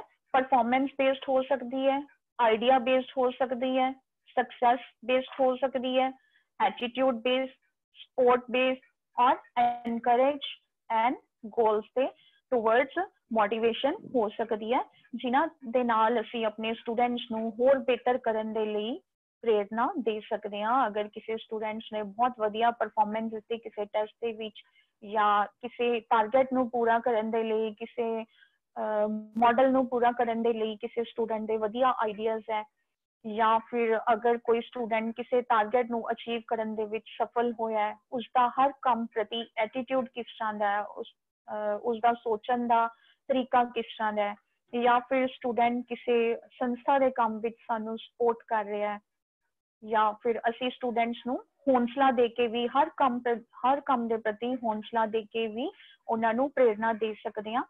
उन्हां दे गोल तक पहुंचण लई असी उन्हां नूं प्रेरित कर सकते हैं। ਹੁਣ ਸਾਡੇ ਕੋਲ for effective TLP a teacher can make use of following motivational techniques। TLP ਹੁੰਦਾ total learning process। ਇੱਕ ਪ੍ਰਭਾਵਿਤ ਇੱਕ ਅੱਛੇ TLP ਪ੍ਰੋਸੈਸ ਦੇ ਲਈ ਟੀਚਰ ਅਲੱਗ-ਅਲੱਗ ਤਰ੍ਹਾਂ ਦੀਆਂ ਟੈਕਨੀਕਸ ਯੂਜ਼ ਕਰ ਸਕਦਾ ਹੈ, ਜਿਨ੍ਹਾਂ ਵਿੱਚ ਰਿਵਾਰਡ ਐਂਡ ਪਨਿਸ਼ਮੈਂਟ ਹੈ, ਇਨਾਮ ਤੇ ਸਜ਼ਾ, ਪ੍ਰੇਜ਼ ਐਂਡ ਬਲੇਮ, ਤਾਰੀਫ ਵੀ ਕਰਨੀ ਔਰ ਉਸਨੂੰ ਬਲੇਮ ਵੀ ਕਰਨਾ, competition and cooperation, success versus failure, knowledge of progress। ਅੱਗੇ ਸਾਡੇ ਕੋਲ ਕੁਝ ਮਾਡਲਸ ਜਿਨ੍ਹਾਂ ਦੀ ਹੈਲਪ ਨਾਲ ਅਸੀਂ ਆਪਣੇ ਸਟੂਡੈਂਟਸ ਨੂੰ ਪ੍ਰੇਰਿਤ ਕਰ ਸਕਦੇ ਹਾਂ, ਜਿਨ੍ਹਾਂ ਵਿੱਚ ਕੀ ਹੈ, focus attention on desired goals. ਆਪਣੇ ਗੋਲਸ ਜਿਹੜੇ ਸਾਡੇ ਸਵੈਚਿਤ ਗੋਲਸ ਹੈ ਉਹਨਾਂ ਨੂੰ ਪੂਰਾ ਕਰਨ ਦੇ ਲਈ ਉਹਨਾਂ ਦੀ ਅਟੈਂਸ਼ਨ ਨੂੰ ਫੋਕਸ ਕਰਨਾ। ਐਨਕਰੇਜ ਪੋਜ਼ਿਟਿਵ ਮੋਟਿਵਸ, ਸਟੂਡੈਂਟਸ ਨੂੰ ਆਪਣੇ ਉਦੇਸ਼ ਤੱਕ ਪੂਰਾ ਕਰਨ ਲਈ ਨਿਰੰਤਰ ਹੌਸਲਾ ਦਿੰਦੇ ਰਹਿਣਾ। Provide incentives and punish if necessary, ਜੇ ਲੋੜ ਹੋਵੇ ਤਾਂ ਅਸੀਂ ਉਸਨੂੰ ਇਨਸੈਂਟਿਵ ਵੀ ਦੇ ਸਕਦੇ ਹਾਂ ਤੇ ਪਨਿਸ਼ ਵੀ ਦੇ ਸਕਦੇ ਹਾਂ, ਸਜ਼ਾ ਵੀ ਦੇ ਸਕਦੇ ਹਾਂ। ਅਵੋਇਡ ਹਾਈ ਸਟ੍ਰੈਸ ਐਂਡ ਡਿਸਆਰਗੇਨਾਈਜੇਸ਼ਨ, ਜਿਸ ਕੰਮ ਵਿੱਚ ਬਹੁਤ ਜ਼ਿਆਦਾ ਹਾਈ ਸਟ੍ਰੈਸ ਹੋਵੇ ਉਹ ਕੰਮ ਅਸੀਂ ਸਟੂਡੈਂਟਸ ਤੋਂ ਨਹੀਂ ਕਰਵਾਉਣਾ। use learning sets and advanced organizers help students to set and attain realistic goals। ਅਸੀਂ ਸਟੂਡੈਂਟਸ ਨੂੰ ਜਿਹੜੇ ਸਾਡੀ ਅਸਲ ਜ਼ਿੰਦਗੀ ਦੇ ਨਾਲ ਜੁੜੇ ਹੋਏ ਗੋਲ ਹੈ ਉਹਨਾਂ ਨੂੰ ਪੂਰਾ ਕਰਨ ਦੇ ਵਿੱਚ ਸਟੂਡੈਂਟਸ ਦੀ ਹੈਲਪ ਕਰਨਾ। ਕ੍ਰੀਏਟ ਅ ਵਾਰਮ ਆਰਡਰਲੀ ਐਟਮੋਸਫੇਅਰ, ਇੱਕ ਇਸ ਤਰ੍ਹਾਂ ਦਾ ਇੱਕ ਨਿੱਘਾ ਜਿਹਾ ਮਾਹੌਲ ਪੈਦਾ ਕਰਕੇ ਰੱਖਣਾ ਜਿਸ ਨਾਲ ਕਿ ਸਟੂਡੈਂਟ ਹਮੇਸ਼ਾ ਆਪਣੇ ਗੋਲ ਵੱਲ ਵੱਧਦੇ ਰਹਿਣ ਲਈ ਉਤਸ਼ਾਹਿਤ ਹੋਣ। ਹੁਣ ਅਸੀਂ ਗੱਲ ਕਰਦੇ ਹਾਂ ਮੋਟੀਵੇਸ਼ਨ ਤੇ ਲਰਨਿੰਗ ਦਾ ਆਪਸ ਵਿੱਚ ਕੀ ਸੰਬੰਧ ਹੈ। ਇਹਦੇ ਵਿੱਚ ਕੀ ਸਾਡੇ ਕੋਲ ਕੀ ਅਸੀਂ ਕਰ ਸਕਦੇ ਹਾਂ, ਬੱਚਿਆਂ ਨੂੰ ਸਿਖਾ ਕੇ ਕਿਸ ਤਰ੍ਹਾਂ ਪ੍ਰੇਰਿਤ ਕਰ ਸਕਦੇ ਹਾਂ। ਉਹਦੇ ਵਿੱਚ ਸਭ ਤੋਂ ਫਸਟ ਨੰਬਰ ਤੇ ਹੈ ਸਾਡੇ ਕੋਲ ਟੂ ਇਨਕਰੀਜ਼ ਲਰਨਰਸ ਇੰਟਰਸਟ। ਅਗਰ ਅਸੀਂ ਸਟੂਡੈਂਟਸ ਨੂੰ ਕੁਝ ਸਿਖਾਉਂਦੇ ਹਾਂ, ਜਿਹੜੇ ਸਟੂਡੈਂਟਸ ਹੁੰਦੇ ਵਿਦਿਆਰਥੀ ਉਹ ਸਭ ਤੋਂ ਜ਼ਿਆਦਾ ਪ੍ਰਭਾਵਿਤ ਆਪਣੇ ਟੀਚਰ ਤੋਂ ਹੁੰਦੇ ਆ। ਅਗਰ ਕੋਈ ਕਿਸੇ ਦੇ ਪੇਰੈਂਟਸ ਕੋਈ ਗੱਲ ਕਹਿਣ, ਅਗਰ ਛੋਟਾ ਬੱਚਾ ਅਗਰ ਉਹ ਕਹੇਗਾ ਕਿ ਮੇਰੇ ਟੀਚਰ ਨੇ ਜੋ ਕਿਹਾ ਉਹੀ ਠੀਕ ਹੈ, ਪੇਰੈਂਟਸ ਦੀ ਗੱਲ ਸਟੂਡੈਂਟਸ ਬਹੁਤ ਘੱਟ ਮੰਨਦੇ ਆ। ਤਾਂ ਜੋ ਟੀਚਰ ਉਹਨਾਂ ਨੂੰ ਸਿਖਾਏਗਾ ਉਹੀ ਉਹਨਾਂ ਤੇ ਅਸਰ ਕਰੇਗਾ। ਤਾਂ ਟੀਚਰਸ ਦੀ ਹੈਲਪ ਨਾਲ ਲਰਨਿੰਗ ਨਾਲ ਜਿਹੜੇ ਸਟੂਡੈਂਟਸ ਹੈ ਉਹ ਬਹੁਤ ਜ਼ਿਆਦਾ ਮੋਟੀਵੇਟ ਹੁੰਦੇ ਆ। To encourage the participation of the learner, ਉਸਨੂੰ ਪਾਰਟਿਸਿਪੇਸ਼ਨ ਦੇ ਲਈ ਕਿਸੇ ਚੀਜ਼ ਦੇ ਵਿੱਚ ਭਾਗ ਲੈਣ ਦੇ ਲਈ ਉਤਸ਼ਾਹਿਤ ਕਰਨਾ, ਸਿੱਖਣ ਦੇ ਲਈ ਉਤਸ਼ਾਹਿਤ ਕਰਨਾ। In the capturing and sustaining of attention, attention ਨੂੰ ਕੈਪਚਰ ਕਰਨ ਦੇ ਵਿੱਚ ਉੱਥੇ ਲਗਾਤਾਰ ਬਣੇ ਰਹਿਣ ਦੇ ਵਿੱਚ ਉਸਨੂੰ ਉਤਸ਼ਾਹਿਤ ਕਰਨਾ। Achieving the objectives of learning motivation requires, ਕਿਸੇ ਚੀਜ਼ ਨੂੰ ਸਿੱਖਣ ਦੇ ਲਈ ਉਹਦੇ ਉਦੇਸ਼ਾਂ ਦੀ ਪੂਰਤੀ ਕਰਨ ਦੇ ਲਈ ਵੀ ਅਸੀਂ ਸਟੂਡੈਂਟਸ ਨੂੰ ਮੋਟੀਵੇਟ ਕਰ ਸਕਦੇ ਹਾਂ। ਪ੍ਰੋਪਰ ਇਨਸੈਂਟਿਵਸ ਔਰ reinforcement as motivation make learning easier. ਅਗਰ ਅਸੀਂ ਸਟੂਡੈਂਟਸ ਨੂੰ ਕਿਸੇ ਅਗਰ ਟੀਚਰ ਆਪਣੇ ਵੱਲੋਂ ਕਿਸੇ ਚੀਜ਼ ਦਾ ਇਨਾਮ ਦਾ ਉਹਨਾਂ ਨੂੰ ਲਾਲਚ ਦੇ ਸਕਦਾ ਹੈ ਤਾਂ ਉਹ ਜਿਹੜੀ ਮੋਟੀਵੇਸ਼ਨ ਹੈ, ਜਿਹੜਾ ਗੋਲ ਹੈ ਉਸਨੂੰ ਅਚੀਵ ਕਰਨ ਦੇ ਵਿੱਚ ਬੱਚੇ ਵਧੀਆ ਤਰੀਕੇ ਨਾਲ ਜਲਦੀ ਤੋਂ ਜਲਦੀ ਸਿੱਖਣਾ ਸ਼ੁਰੂ ਕਰ ਦਿੰਦੇ ਨੇ। ਹੈਲਦੀ ਕੰਪੀਟੀਸ਼ਨ ਅਮੰਗ ਦਾ ਗਰੁੱਪਸ ਥਰੂ ਮੋਟੀਵੇਸ਼ਨ ਇੰਪਰੂਵਸ ਲਰਨਿੰਗ। ਅਗਰ ਅਸੀਂ ਬੱਚਿਆਂ ਵਿੱਚ ਇੱਕ ਹੈਲਦੀ ਇੱਕ ਵਧੀਆ ਤਰੀਕੇ ਦੇ ਕੰਪੀਟੀਸ਼ਨ ਦੀ ਭਾਵਨਾ ਪੈਦਾ ਕਰਨਾ ਚਾਹੁੰਦੇ ਹਾਂ, ਅਲੱਗ-ਅਲੱਗ ਸਾਨੂੰ ਸਟੂਡੈਂਟਸ ਦੇ ਗਰੁੱਪ ਬਣਾ ਕੇ ਉਹਨਾਂ ਦੇ ਵਿੱਚ ਇੱਕ ਕੰਪੀਟੀਸ਼ਨ ਦੀ ਭਾਵਨਾ ਪੈਦਾ ਕਰ ਦੇਣੀ ਚਾਹੀਦੀ ਹੈ ਤਾਂ ਜੋ ਉਹ ਸਿੱਖਣ ਦੇ ਲਈ ਉਤਸ਼ਾਹਿਤ ਹੋਣ ਔਰ ਉਹਨਾਂ ਦੀ ਜਿਹੜੀ ਲਰਨਿੰਗ ਪ੍ਰੋਸੈਸ ਹੈ ਉਹ ਅੱਗੇ ਤੋਂ ਇੰਪਰੂਵ ਹੋ ਸਕੇ, ਵੱਧ ਤੋਂ ਵੱਧ ਸਿੱਖਣ ਦੇ ਲਈ ਉਤਸ਼ਾਹਿਤ ਹੋਣ। ਐਜ਼ ਅ ਟੀਚਰ, ਜਿਹੜੇ ਬੈਸਟ ਟੀਚਰ ਹੈ ਅਮਰੀਕਾ ਦੇ, ਉਹਨਾਂ ਨੇ ਕਿਹਾ ਸੀ 1998 ਦੇ ਵਿੱਚ, the teacher has to have the energy of hottest volcano, the memory of an elephant and the diplomacy of an ambassador. Teacher ਵਿੱਚ ਇੰਨੀ ਐਨਰਜੀ ਹੋਣੀ ਚਾਹੀਦੀ ਹੈ ਕਿ ਇੱਕ ਜ਼ਬਰਦਸਤ ਤੂਫਾਨ ਜਿਹੜਾ ਵੋਲਕੈਨੋ ਹੁੰਦਾ ਉਹਦੇ ਬਰਾਬਰ ਦੀ ਐਨਰਜੀ ਹੋਣੀ ਚਾਹੀਦੀ ਹੈ, ਇੱਕ ਐਲੀਫੈਂਟ ਦੇ ਬਰਾਬਰ ਦੀ ਮੈਮਰੀ ਹੋਣੀ ਚਾਹੀਦੀ ਹੈ ਔਰ ਇੱਕ ਅੰਬੈਸਡਰ ਦੇ ਬਰਾਬਰ ਦੀ ਡਿਪਲੋਮੇਸੀ ਹੋਣੀ ਚਾਹੀਦੀ ਹੈ ਤਾਂ ਜੋ ਇੱਕ ਟੀਚਰ ਹੈ ਆਪਣੇ ਸਟੂਡੈਂਟਸ ਨੂੰ ਟਾਈਮ ਟੂ ਟਾਈਮ ਉਹਨਾਂ ਨੂੰ ਕੰਟਰੋਲ ਰੱਖ ਸਕੇ, ਉਹਨਾਂ ਨੂੰ ਪ੍ਰੇਰਿਤ ਕਰ ਸਕੇ ਆਪਣੇ ਗੋਲਸ ਨੂੰ ਅਚੀਵ ਕਰਨ ਦੇ ਲਈ। You cannot make children behave by making them feel worse. When children feel better, they behave better. ਇਹ ਟੀਚਰਸ ਦੇ ਲਈ ਇੱਕ ਬਹੁਤ ਜ਼ਰੂਰੀ ਗੱਲ ਹੈ ਕਿ ਅਸੀਂ ਕਦੇ ਵੀ ਸਟੂਡੈਂਟਸ ਨੂੰ ਕੰਪੈਲ ਫੋਰਸ ਨਹੀਂ ਕਰ ਸਕਦੇ ਕਿ ਤੁਸੀਂ ਸਾਡੇ ਨਾਲ ਵਧੀਆ ਬਿਹੇਵ ਕਰੋ। ਜਦੋਂ ਉਹ ਕਲਾਸ ਦੇ ਵਿੱਚ ਆਪਣੇ ਆਪ ਨੂੰ ਵਧੀਆ ਫੀਲ ਕਰਨਗੇ, ਉਹਨਾਂ ਨਾਲ ਵਧੀਆ ਬਿਹੇਵ ਕੀਤਾ ਜਾਏਗਾ ਤਾਂ ਉਹ ਸਾਡੇ ਨਾਲ ਵੀ ਵਧੀਆ ਬਿਹੇਵ ਕਰਨਗੇ। ਕਲਾਸਰੂਮ ਵਿੱਚ ਟੀਚਰਸ ਕਈ ਤਰ੍ਹਾਂ ਨਾਲ ਸਟੂਡੈਂਟਸ ਨੂੰ ਮੋਟੀਵੇਟ ਕਰ ਸਕਦਾ, ਲਾਈਕ ਉਹਨਾਂ ਨੂੰ ਅਸਾਈਨਮੈਂਟਸ ਦੇ ਕੇ ਦੇ ਨਾਲ ਲੰਚ ਸ਼ੇਅਰ ਕਰ ਸਕਦਾ ਹੈ। ਕਈ ਵਾਰ ਉਹਨਾਂ ਨਾਲ ਕਲਾਸ ਵਿੱਚ ਅੱਛਾ ਮਾਹੌਲ ਕ੍ਰੀਏਟ ਕਰਨ ਦੇ ਲਈ ਜੋਕਸ ਸੁਣਾਏ ਜਾ ਸਕਦੇ ਆ, ਜਾਂ ਕਿਸੇ ਨਾਲ ਕਿਸੇ ਦੀਆਂ ਹੌਬੀਜ਼ ਆ, ਲਾਈਕ ਕਈ ਵਾਰ ਕਿਸੇ ਸਟੂਡੈਂਟ ਤੋਂ ਸੌਂਗ ਸੁਣ ਲਿਆ, ਜਾਂ ਅਗਰ ਕਿਸੇ ਦੇ ਵਿੱਚ ਐਕਟਿੰਗ ਦੇ ਵਿੱਚ ਪਰਫੈਕਸ਼ਨ ਹੈ ਜਾਂ ਹੋਮਵਰਕ ਦੇ ਵਿੱਚ ਹੈਲਪ ਕਰ ਦਿੱਤੀ, ਜਾਂ ਸਟੂਡੈਂਟਸ ਦੇ ਨਾਲ ਫੋਨ ਤੇ ਇਨ ਟੱਚ ਰਹਿਣਾ, ਇਹ ਸਾਰੀਆਂ ਜਿਹੜੀਆਂ ਚੀਜ਼ਾਂ ਇਹ ਇਹਨਾਂ ਦੇ ਨਾਲ ਅਸੀਂ ਆਪਣੇ ਸਟੂਡੈਂਟਸ ਨੂੰ ਲਰਨਿੰਗ ਦੇ ਪ੍ਰਤੀ ਮੋਟੀਵੇਟ ਰੱਖ ਸਕਦੇ ਹਾਂ। ਹੁਣ ਅਸੀਂ ਗੱਲ ਕਰਦੇ ਹਾਂ ਥਿਊਰੀਜ਼ ਆਫ ਮੋਟੀਵੇਸ਼ਨ। ਇੱਕ ਫੇਮਸ ਸਾਡੇ ਸਾਈਕੋਲੋਜਿਸਟ ਹੈ ਮਿਸਟਰ ਮਰੇ। 1938 ਦੇ ਵਿੱਚ ਉਹਨਾਂ ਨੇ ਇੱਕ ਡੈਫੀਨੇਸ਼ਨ ਦਿੱਤੀ ਸੀ ਕਿ ਇੱਕ ਵਿਅਕਤੀ ਦੀਆਂ ਸਾਈਕੋਲੋਜੀਕਲ ਜ਼ਰੂਰਤਾਂ ਪੂਰੀਆਂ ਕਰਨ ਦੇ ਲਈ ਉਹਨੂੰ 3 ਮਹੱਤਵਪੂਰਨ ਚੀਜ਼ਾਂ ਦੀ ਲੋੜ ਪੈਂਦੀ ਹੈ, ਜਿਨ੍ਹਾਂ ਤੇ ਉੱਤੇ ਉਹਨਾਂ ਨੇ ਰਿਸਰਚ ਕੀਤੀ। Number 1 is dominance, number 2 is affiliation, number 3 is achievement. Dominance ਦੇ ਵਿੱਚ ਕੀ ਆਉਂਦਾ ਹੈ, ਜਿਸ ਦੇ ਨਾਲ ਕਿ ਇਨਸਾਨ ਹਰ ਤਰ੍ਹਾਂ ਦੀ ਜਿਹੜੀ ਸਿਚੁਏਸ਼ਨ ਹੁੰਦੀ ਹੈ ਉਸਨੂੰ ਕੰਟਰੋਲ ਕਰਨ ਦੇ ਲਈ ਡੋਮੀਨੈਂਟ ਬਣਦਾ। Number 2 is affiliation, the need to form friendships। Affiliation ਕੀ ਹੁੰਦੀ ਹੈ, ਮਾਨਤਾ ਮਿਲਣੀ। ਇਨਸਾਨ ਨੂੰ ਸੋਸਾਇਟੀ ਦੇ ਵਿੱਚ ਰਹਿਣ ਲਈ ਫਰੈਂਡਸ਼ਿਪਸ ਦਾ, ਸੋਸਾਇਟੀ ਦਾ ਸਹਾਰਾ ਲੈਣਾ ਪੈਂਦਾ। ਇਹ ਸਾਡੇ ਜਿਹੜੀ ਸੋਸ਼ਲ ਐਫੀਲੀਏਸ਼ਨ ਦੇ ਵਿੱਚ ਆ ਜਾਂਦਾ। ਨੰਬਰ 3 ਇਜ਼ ਅਚੀਵਮੈਂਟ, ਆਪਣੇ ਜਿਹੜੀਆਂ ਜ਼ਰੂਰਤਾਂ ਨੂੰ ਪੂਰੀਆਂ ਕਰਨ ਦੇ ਲਈ ਸਫਲਤਾ ਦੀ, ਅਚੀਵਮੈਂਟ ਦੀ ਲੋੜ ਹੁੰਦੀ ਹੈ ਕੁਝ ਸਟੈਂਡਰਡਸ ਨੂੰ ਪੂਰਾ ਕਰਨ ਲਈ। ਉਹ ਸਾਡਾ ਸਾਰਾ ਅਚੀਵਮੈਂਟ ਮੋਟੀਵੇਸ਼ਨ ਦੇ ਵਿੱਚ ਆਉਂਦਾ ਹੈ ਕਿ ਅਸੀਂ ਆਪਣੇ ਜਿਹੜੀ ਅਚੀਵਮੈਂਟ ਹੈ, ਸਾਡਾ ਗੋਲ ਹੈ, ਉਸਨੂੰ ਅਸੀਂ ਸਫਲਤਾ ਪੂਰਵਕ ਕਿਸ ਤਰ੍ਹਾਂ ਪੂਰਾ ਕਰਨਾ। ਨੈਕਸਟ ਸਾਡੇ ਕੋਲ ਥਿਊਰੀ ਹੈ ਮਿਸਟਰ ਮੈਸਲੋ। ਇਹਨਾਂ ਨੇ ਮੇਨ 5 ਚੀਜ਼ਾਂ ਤੇ ਨਿਰਧਾਰਿਤ ਹਿਊਮਨ ਨੀਡਸ ਨੂੰ ਦੱਸਿਆ ਸੀ ਕਿ ਕਿਹੜੀਆਂ ਚੀਜ਼ਾਂ ਇਨਸਾਨ ਦੀ ਜ਼ਿੰਦਗੀ ਵਿੱਚ ਰਹਿੰਦੀਆਂ ਹਨ ਹਮੇਸ਼ਾ, ਜਿਨ੍ਹਾਂ ਦੇ ਨਾਲ ਉਹ ਪ੍ਰੇਰਿਤ ਹੋ ਕੇ ਹਮੇਸ਼ਾ ਆਪਣੇ ਗੋਲ ਵੱਲ ਆਪਣੀ ਲਾਈਫ ਵਿੱਚ ਅੱਗੇ ਵੱਧਦਾ ਰਹਿੰਦਾ। ਉਹਨਾਂ ਦੇ ਵਿੱਚ ਸਭ ਤੋਂ ਪਹਿਲਾ ਹੈ ਸਾਈਕੋਲੋਜੀਕਲ ਨੀਡਸ। ਇਨਸਾਨ ਨੂੰ ਜਿੰਦਾ ਰਹਿਣ ਦੇ ਲਈ ਕਿੰਨਾ ਚੀਜ਼ਾਂ ਦੀ ਲੋੜ ਹੁੰਦੀ ਹੈ ਸਾਈਕੋਲੋਜੀਕਲੀ? ਰੋਜ਼ੀ ਰੋਟੀ, ਮਕਾਨ ਦੀ ਪੂਰਤੀ ਲਈ ਉਸਨੂੰ ਨੌਕਰੀ ਕਰਨ ਦੀ, ਪੈਸਾ ਕਮਾਉਣ ਦੀ ਲੋੜ ਪੈਂਦੀ ਹੈ, ਜਿਸ ਵਿੱਚ ਕਿ ਉਸਨੂੰ ਆਪਣੀ ਰੋਜ਼ੀ ਰੋਟੀ ਨੂੰ ਪੂਰਾ ਕਰਨ ਦੇ ਲਈ ਕਮਾਈ ਨੂੰ ਤਲਾਸ਼ਣਾ ਪੈਂਦਾ ਹੈ, ਰੋਜ਼ਗਾਰ ਦੀ ਜ਼ਰੂਰਤ ਪੈਂਦੀ ਹੈ। ਨੰਬਰ 2 ਤੇ ਹੈ ਸਿਕਿਉਰਿਟੀ ਨੀਡਸ। ਸਿਕਿਉਰਿਟੀ ਹੁੰਦੀ ਹੈ ਇਨਸਾਨ ਨੂੰ ਜ਼ਿੰਦਗੀ ਜੀਣ ਦੇ ਲਈ ਸਿਕਿਉਰਿਟੀ ਦੀ ਲੋੜ ਹੁੰਦੀ ਹੈ, ਜਿਸ ਵਿੱਚ ਕਿ ਉਹ ਆਪਣੇ ਆਪ ਨੂੰ ਸੇਫ ਸਮਝਦਾ। ਉਹਦੇ ਵਿੱਚ ਹੈ ਸਾਡੇ ਕੋਲ ਕਿ ਉਸਨੂੰ ਆਪਣੀ ਜੌਬ ਤੋਂ ਕਿਹੜੇ ਬੈਨੀਫਿਟਸ ਮਿਲਦੇ ਆ। ਅਗਰ ਉਹਦੀ ਜੌਬ ਹੈ ਤਾਂ ਜੌਬ ਵਿੱਚ ਉਹਦੀ ਵਰਕ ਸੇਫਟੀ ਹੈ ਜਾਂ ਨਹੀਂ। ਇਸ ਦੇ ਵਿੱਚ ਜੌਬ ਦਾ ਰੈਗੂਲਰ ਹੋਣਾ, ਜੌਬ ਦਾ ਸੇਫ ਹੋਣਾ ਸਭ ਤੋਂ ਮੇਨ ਹੈ। ਲਾਈਕ ਜਿਵੇਂ ਅਗਰ ਕੋਈ ਵਰਕਰ ਅਗਰ ਐਡਹੌਕ ਤੇ ਜੌਬ ਲੱਗਿਆ ਹੋਇਆ ਜਾਂ ਕੰਟਰੈਕਟ ਤੇ ਆ, ਉਸਦੇ ਸਿਰ ਤੇ ਹਮੇਸ਼ਾ ਇਹ ਤਲਵਾਰ ਲਟਕਦੀ ਰਹਿੰਦੀ ਹੈ ਕਿ ਪਤਾ ਨਹੀਂ ਮੇਰੀ ਨੌਕਰੀ ਨੇ ਮੇਰੇ ਹੱਥੋਂ ਕਦੋਂ ਨਿਕਲ ਜਾਣਾ ਔਰ ਮੈਂ ਆਪਣੇ ਪਰਿਵਾਰ ਦਾ ਪੇਟ ਕਿਸ ਤਰ੍ਹਾਂ ਪਾਲਾਂਗਾ। ਇਹ ਹੈ ਸਾਡੀਆਂ ਸਿਕਿਉਰਿਟੀ ਨੀਡਸ।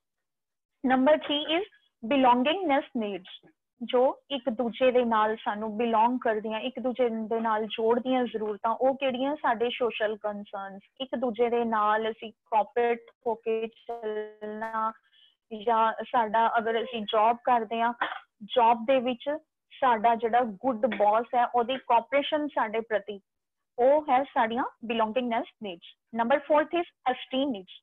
ਐਸਟੀਮ ਨੀਡਸ ਦੇ ਵਿੱਚ ਕੀ ਆਉਂਦਾ? Respect and recognition concerns. ਸਾਡੀ ਸੁਸਾਇਟੀ ਦੇ ਵਿੱਚ ਕਿਸ ਤਰ੍ਹਾਂ ਦੀ ਰਿਸਪੈਕਟ ਹੈ, ਕਿਸ ਤਰ੍ਹਾਂ ਦੀ ਸਾਡੀ ਪਹਿਚਾਨ ਹੈ, ਜਾਂ ਸਾਡੇ ਅਗਰ ਅਸੀਂ ਜੌਬ ਕਰਦੇ ਹਾਂ ਜੌਬ ਵਿੱਚ ਸਾਨੂੰ ਕਿਸ ਤਰ੍ਹਾਂ ਦੇ ਪਰਕਸ ਮਿਲਦੇ ਹੈ, ਜਾਂ ਸਾਡਾ ਜੌਬ ਦਾ ਰੈਂਕ ਕੀ ਹੈਗਾ, ਇਹ ਸਾਡੀਆਂ ਐਸਟੀਮ ਨੀਡਸ ਦੇ ਵਿੱਚ ਆਉਂਦਾ ਹੈ। ਉਸ ਤੋਂ ਬਾਅਦ ਹੈ 5th ਨੰਬਰ ਤੇ ਸੈਲਫ ਐਕਚੁਅਲਾਈਜੇਸ਼ਨ। ਇਹਦੇ ਵਿੱਚ ਕੀ ਹੁੰਦਾ? ਅਚੀਵਮੈਂਟ ਕੰਸਰਨਸ, ਅਨੋਟਮੀ ਤੇ ਸਬਜੈਕਟ ਮੈਟਰ ਐਕਸਪਰਟਸ ਜਿਹੜੇ ਹੁੰਦੇ ਉਹ ਆਉਂਦੇ ਆ ਸੈਲਫ ਐਕਚੁਅਲਾਈਜੇਸ਼ਨ ਦੇ ਵਿੱਚ। ਸਾਡੀ ਸਫਲਤਾ ਦੇ ਨਾਲ ਜਿਹੜੇ ਰਿਲੇਟਡ ਕੰਸਰਨਸ ਹੁੰਦੇ ਆ ਉਹ ਸਾਡੇ ਸੈਲਫ ਐਕਚੁਅਲਾਈਜੇਸ਼ਨ ਦੇ ਵਿੱਚ ਆਉਂਦੇ ਆ। ਹੁਣ ਅਸੀਂ ਕੁਝ ਜਿਹੜੇ ਵਿਸ਼ੇਸ਼ਤਾਵਾਂ ਦੇ ਬਾਰੇ ਗੱਲ ਕਰਦੇ ਹਾਂ ਕਿ ਮੋਟੀਵੇਸ਼ਨ ਦੀਆਂ ਕਿਸ ਤਰ੍ਹਾਂ ਦੀਆਂ ਵੀ ਵਿਸ਼ੇਸ਼ਤਾਵਾਂ। Motivation is a personal and internal feeling. ਇਹ ਪੂਰੀ ਤਰ੍ਹਾਂ ਪਰਸਨਲ ਤੇ ਅੰਦਰੂਨੀ ਫੀਲਿੰਗ ਹੈ। Motivation is need based. ਜਦੋਂ ਤੱਕ ਸਾਨੂੰ ਕਿਸੇ ਚੀਜ਼ ਦੀ ਜ਼ਰੂਰਤ ਨਾ ਹੋਵੇ ਉਦੋਂ ਤੱਕ ਮੋਟੀਵੇਸ਼ਨ ਬੰਦਾ ਮੋਟੀਵੇਟ नहीं ਹੁੰਦਾ। ਜਦੋਂ ਉਸਨੂੰ ਆਪਣੇ ਸਾਹਮਣੇ ਕੋਈ ਨਾ ਕੋਈ ਗੋਲ ਦਿਖਦਾ ਹੈ, ਕੋਈ ਨਾ ਕੋਈ ਜ਼ਰੂਰਤ ਦਿਖਦੀ ਹੈ, ਤਾਂ ਹੀ ਬੰਦਾ ਹਮੇਸ਼ਾ ਪ੍ਰੇਰਿਤ ਹੁੰਦਾ ਉਸ ਕੰਮ ਨੂੰ ਪੂਰਾ ਕਰਨ ਦੇ ਲਈ। Motivation is a continuous process. ਇਹ ਇੱਕ ਕੰਟੀਨਿਊਸ ਪ੍ਰੋਸੈਸ ਹੈ। ਇਨਸਾਨ ਦੀ ਜਦੋਂ ਇੱਕ ਇੱਛਾ ਪੂਰੀ ਹੁੰਦੀ ਹੈ, ਉਸ ਤੋਂ ਬਾਅਦ ਉਹ ਦੂਜੀ ਇੱਛਾ ਦੇ ਪਿੱਛੇ ਲੱਗ ਜਾਂਦਾ ਹੈ, ਦੂਜੀ ਤੋਂ ਬਾਅਦ ਤੀਜੀ। ਇਹ ਇਸਾ ਸਾਰਾ ਇੱਕ ਕੰਟੀਨਿਊ ਪ੍ਰੋਸੈਸ ਚੱਲਦਾ ਰਹਿੰਦਾ ਪੂਰੀ ਲਾਈਫ। ਇਨਸਾਨ ਦੀ ਇੱਛਾ ਕਦੇ ਵੀ ਖਤਮ ਨਹੀਂ ਹੁੰਦੀ, ਭਾਵ ਕਿ ਉਹਦਾ ਮੋਟੀਵੇਟ ਹੋਣਾ ਕਦੇ ਵੀ ਨਹੀਂ ਖਤਮ ਹੁੰਦਾ। ਮੋਟੀਵੇਸ਼ਨ ਮੇ ਬੀ ਪੋਜ਼ਿਟਿਵ ਔਰ ਨੈਗੇਟਿਵ। ਮੋਟੀਵੇਸ਼ਨ ਦੋਨੋਂ ਤਰ੍ਹਾਂ ਦੀ ਹੋ ਸਕਦੀ ਹੈ, ਪੋਜ਼ਿਟਿਵ ਵੀ ਹੋ ਸਕਦੀ ਹੈ, ਨੈਗੇਟਿਵ ਵੀ ਹੋ ਸਕਦੀ ਹੈ। ਨੰਬਰ 5 ਹੈ motivation is a plan process. Motivation ਹੈ ਜਿਹੜੀ ਪ੍ਰੇਰਨਾ ਕਿਸੇ ਨੂੰ ਕਿਸੇ ਕੰਮ ਨੂੰ ਕਰਨ ਦੇ ਲਈ, ਇਹ ਇੱਕ ਪੂਰੀ ਤਰ੍ਹਾਂ ਪਲਾਨ ਪ੍ਰੋਸੈਸ ਹੁੰਦਾ। ਸਾਡੇ ਮਾਈਂਡ ਵਿੱਚ ਪੂਰਾ ਪਲਾਨ ਹੁੰਦਾ ਹੈ ਕਿ ਇਹ ਜਿਹੜਾ ਸਾਡਾ ਗੋਲ ਹੈ, ਇਹ ਟਾਰਗੇਟ ਹੈ, ਅਸੀਂ ਇਸ ਨੂੰ ਅਚੀਵ ਕਰਨ ਦੇ ਲਈ ਕਿਸ ਤਰ੍ਹਾਂ ਅਸੀਂ ਇੱਥੋਂ ਤੱਕ ਪਹੁੰਚ ਸਕਦੇ ਹਾਂ। ਹੁਣ ਹੈ ਹਾਊ ਟੂ ਮੋਟੀਵੇਟ ਯੂਅਰਸੈਲਫ। ਹਰ ਇੱਕ ਇਨਸਾਨ ਦੀ ਜ਼ਿੰਦਗੀ ਦੇ ਵਿੱਚ ਫਲਕਚੁਏਸ਼ਨਸ ਆਉਂਦੀਆਂ ਰਹਿੰਦੀਆਂ। ਕਈ ਵਾਰ ਉਹਦੀ ਵਿਲ ਪਾਵਰ ਡਾਊਨ ਹੋ ਜਾਂਦੀ ਹੈ, ਤਾਂ ਇਸ ਤਰ੍ਹਾਂ ਦੇ ਕੁਛ ਨਾ ਕੁਛ ਮਤਲਬ ਹਰ ਇੱਕ ਦੀ ਜ਼ਿੰਦਗੀ ਦੇ ਵਿੱਚ ਕੁਛ ਨਾ ਕੁਛ ਘਟਨਾਵਾਂ ਹੁੰਦੀਆਂ ਜਦੋਂ ਕਿ ਇਨਸਾਨ ਦਾ ਮੋਰਲ ਬਹੁਤ ਡਾਊਨ ਹੋ ਜਾਂਦਾ, ਉਹਦੀ ਵਿਲ ਪਾਵਰ ਡਾਊਨ ਹੋ ਜਾਂਦੀ ਹੈ।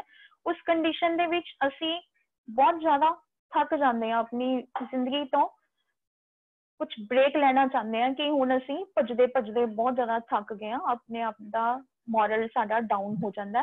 ਤਾਂ ਉਸ ਕੰਡੀਸ਼ਨ ਵਿੱਚ ਸਾਨੂੰ ਕੀ ਕਰਨਾ ਚਾਹੀਦਾ? Yes sir. ਟਾਈਮ ਹੋ ਗਿਆ। ਓਕੇ ਸਰ, ਮੈਂ ਵਿਦਿਨ 5 ਮਿੰਟਸ ਪੂਰਾ ਕਰਦੀ ਹਾਂ। ਵੈਸੇ ਲੰਚ ਟਾਈਮ ਹੀ ਹੈ ਸਾਡੇ ਕੋਲ ਅੱਗੇ। Within 5 minutes sir last slide ਹੀ ਹੈ, ਆਪਾਂ ਪੂਰਾ ਕਰਦੇ ਹਾਂ। 50 ਹੋ ਗਏ।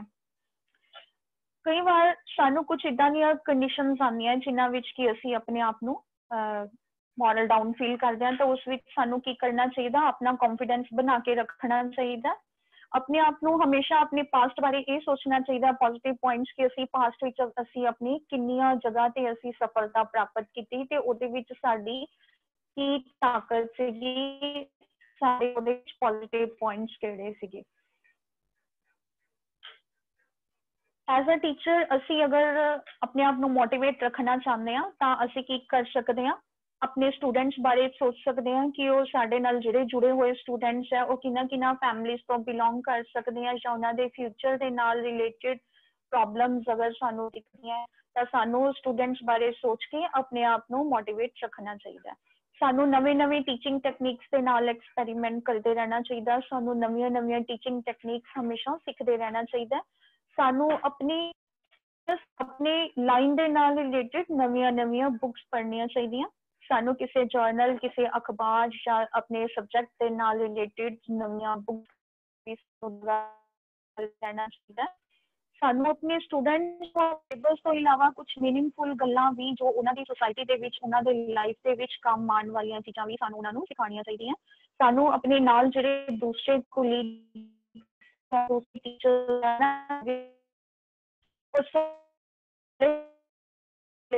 ਵਧੀਆ ਵਰਕਸ਼ਾਪ ਦੇ ਵਿੱਚ, ਸਾਨੂੰ ਕਿਸੇ ਕਾਨਫਰੰਸ ਦੇ ਵਿੱਚ ਸਾਨੂੰ ਲਗਾਤਾਰ ਲਰਨਿੰਗ ਪ੍ਰੋਸੈਸ ਆਪਣਾ ਕੰਟੀਨਿਊ ਰੱਖਣ ਦੇ ਲਈ ਸਾਨੂੰ ਹਮੇਸ਼ਾ ਕੁਛ ਨਾ ਕੁਛ ਸਿੱਖਦੇ ਰਹਿਣਾ ਚਾਹੀਦਾ ਹੈ।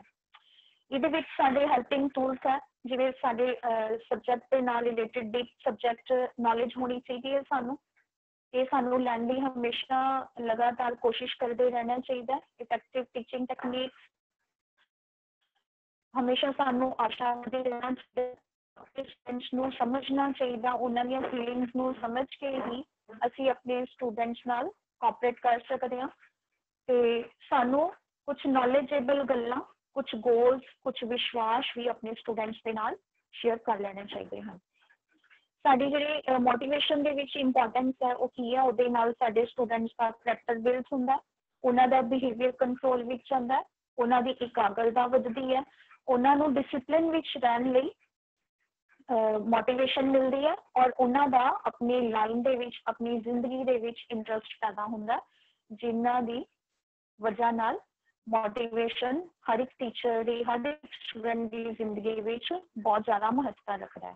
ਐਜ਼ ਅ ਟੀਚਰ ਸਾਡੇ ਸਾਰਿਆਂ ਵਿੱਚ ਐਬਿਲਿਟੀ ਹੈ ਬਹੁਤ ਸਾਰੀਆਂ ਗੱਲਾਂ ਨੂੰ ਚੇਂਜ ਕਰਨ ਦੀ। ਆਪਣੇ ਸਟੂਡੈਂਟਸ ਦਾ, ਅਸੀਂ ਸਟੂਡੈਂਟਸ ਦੇ ਮਾਈਂਡਸੈਟ ਚੇਂਜ ਕਰ ਸਕਦੇ ਹਾਂ, ਉਹਨਾਂ ਨੂੰ ਇੱਕ ਸਹੀ ਦਿਸ਼ਾ ਦੇ ਸਕਦੇ ਹਾਂ, ਉਹਨਾਂ ਨੂੰ ਸਹੀ ਰਸਤਾ ਦਿਖਾ ਸਕਦੇ ਹਾਂ, ਉਹਨਾਂ ਨੂੰ ਆਪਣੇ ਫਿਊਚਰ ਪ੍ਰਤੀ, ਉਹਨਾਂ ਦੇ ਫਿਊਚਰ ਪ੍ਰਤੀ, ਉਹਨਾਂ ਦੇ ਗੋਲਸ ਪ੍ਰਤੀ ਗਾਈਡ ਕਰ ਸਕਦੇ ਹਾਂ।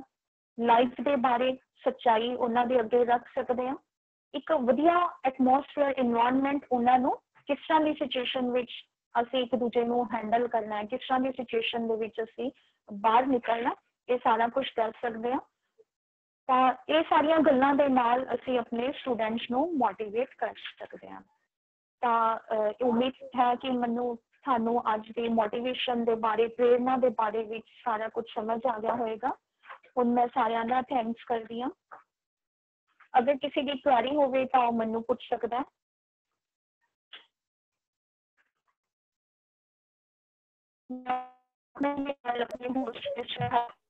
ਜਿਹੜੇ ਸਟੂਡੈਂਟਸ ਮੇਰੇ ਨਾਲ, ਮੇਰੇ ਟੀਚਰ ਸਾਹਿਬਾਨ, ਮੇਰੇ ਕੁਲੀਗਸ ਮੇਰੇ ਨਾਲ ਜੁੜੇ ਹੋਏ ਆ, ਸਾਰਿਆਂ ਦਾ ਥੈਂਕਸ ਕਰਨਾ ਚਾਹੁੰਦੀ ਹਾਂ ਕਿ ਤੁਸੀਂ ਟਾਈਮ ਕੱਢ ਕੇ ਲੈਕਚਰਸ ਸੁਣਿਆ।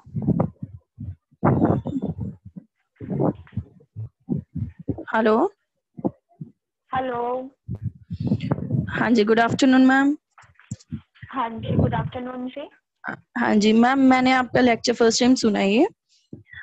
मेरे को एक प्रॉब्लम लगी इसमें, जैसे actually lecture is very lengthy and all slides are mingled up actually, there is some confusion. हाँ जी, बोलिए। मैम सारी जैसे ना इतनी लंबी जैसे स्लाइड्स थी सारी, तो आप ऐसा कहाँ लग से रहा है बोल सारा रहे हो, कुछ। पहले आप ये बताइए, आप जी कहाँ मैं से बोल रहे हैं?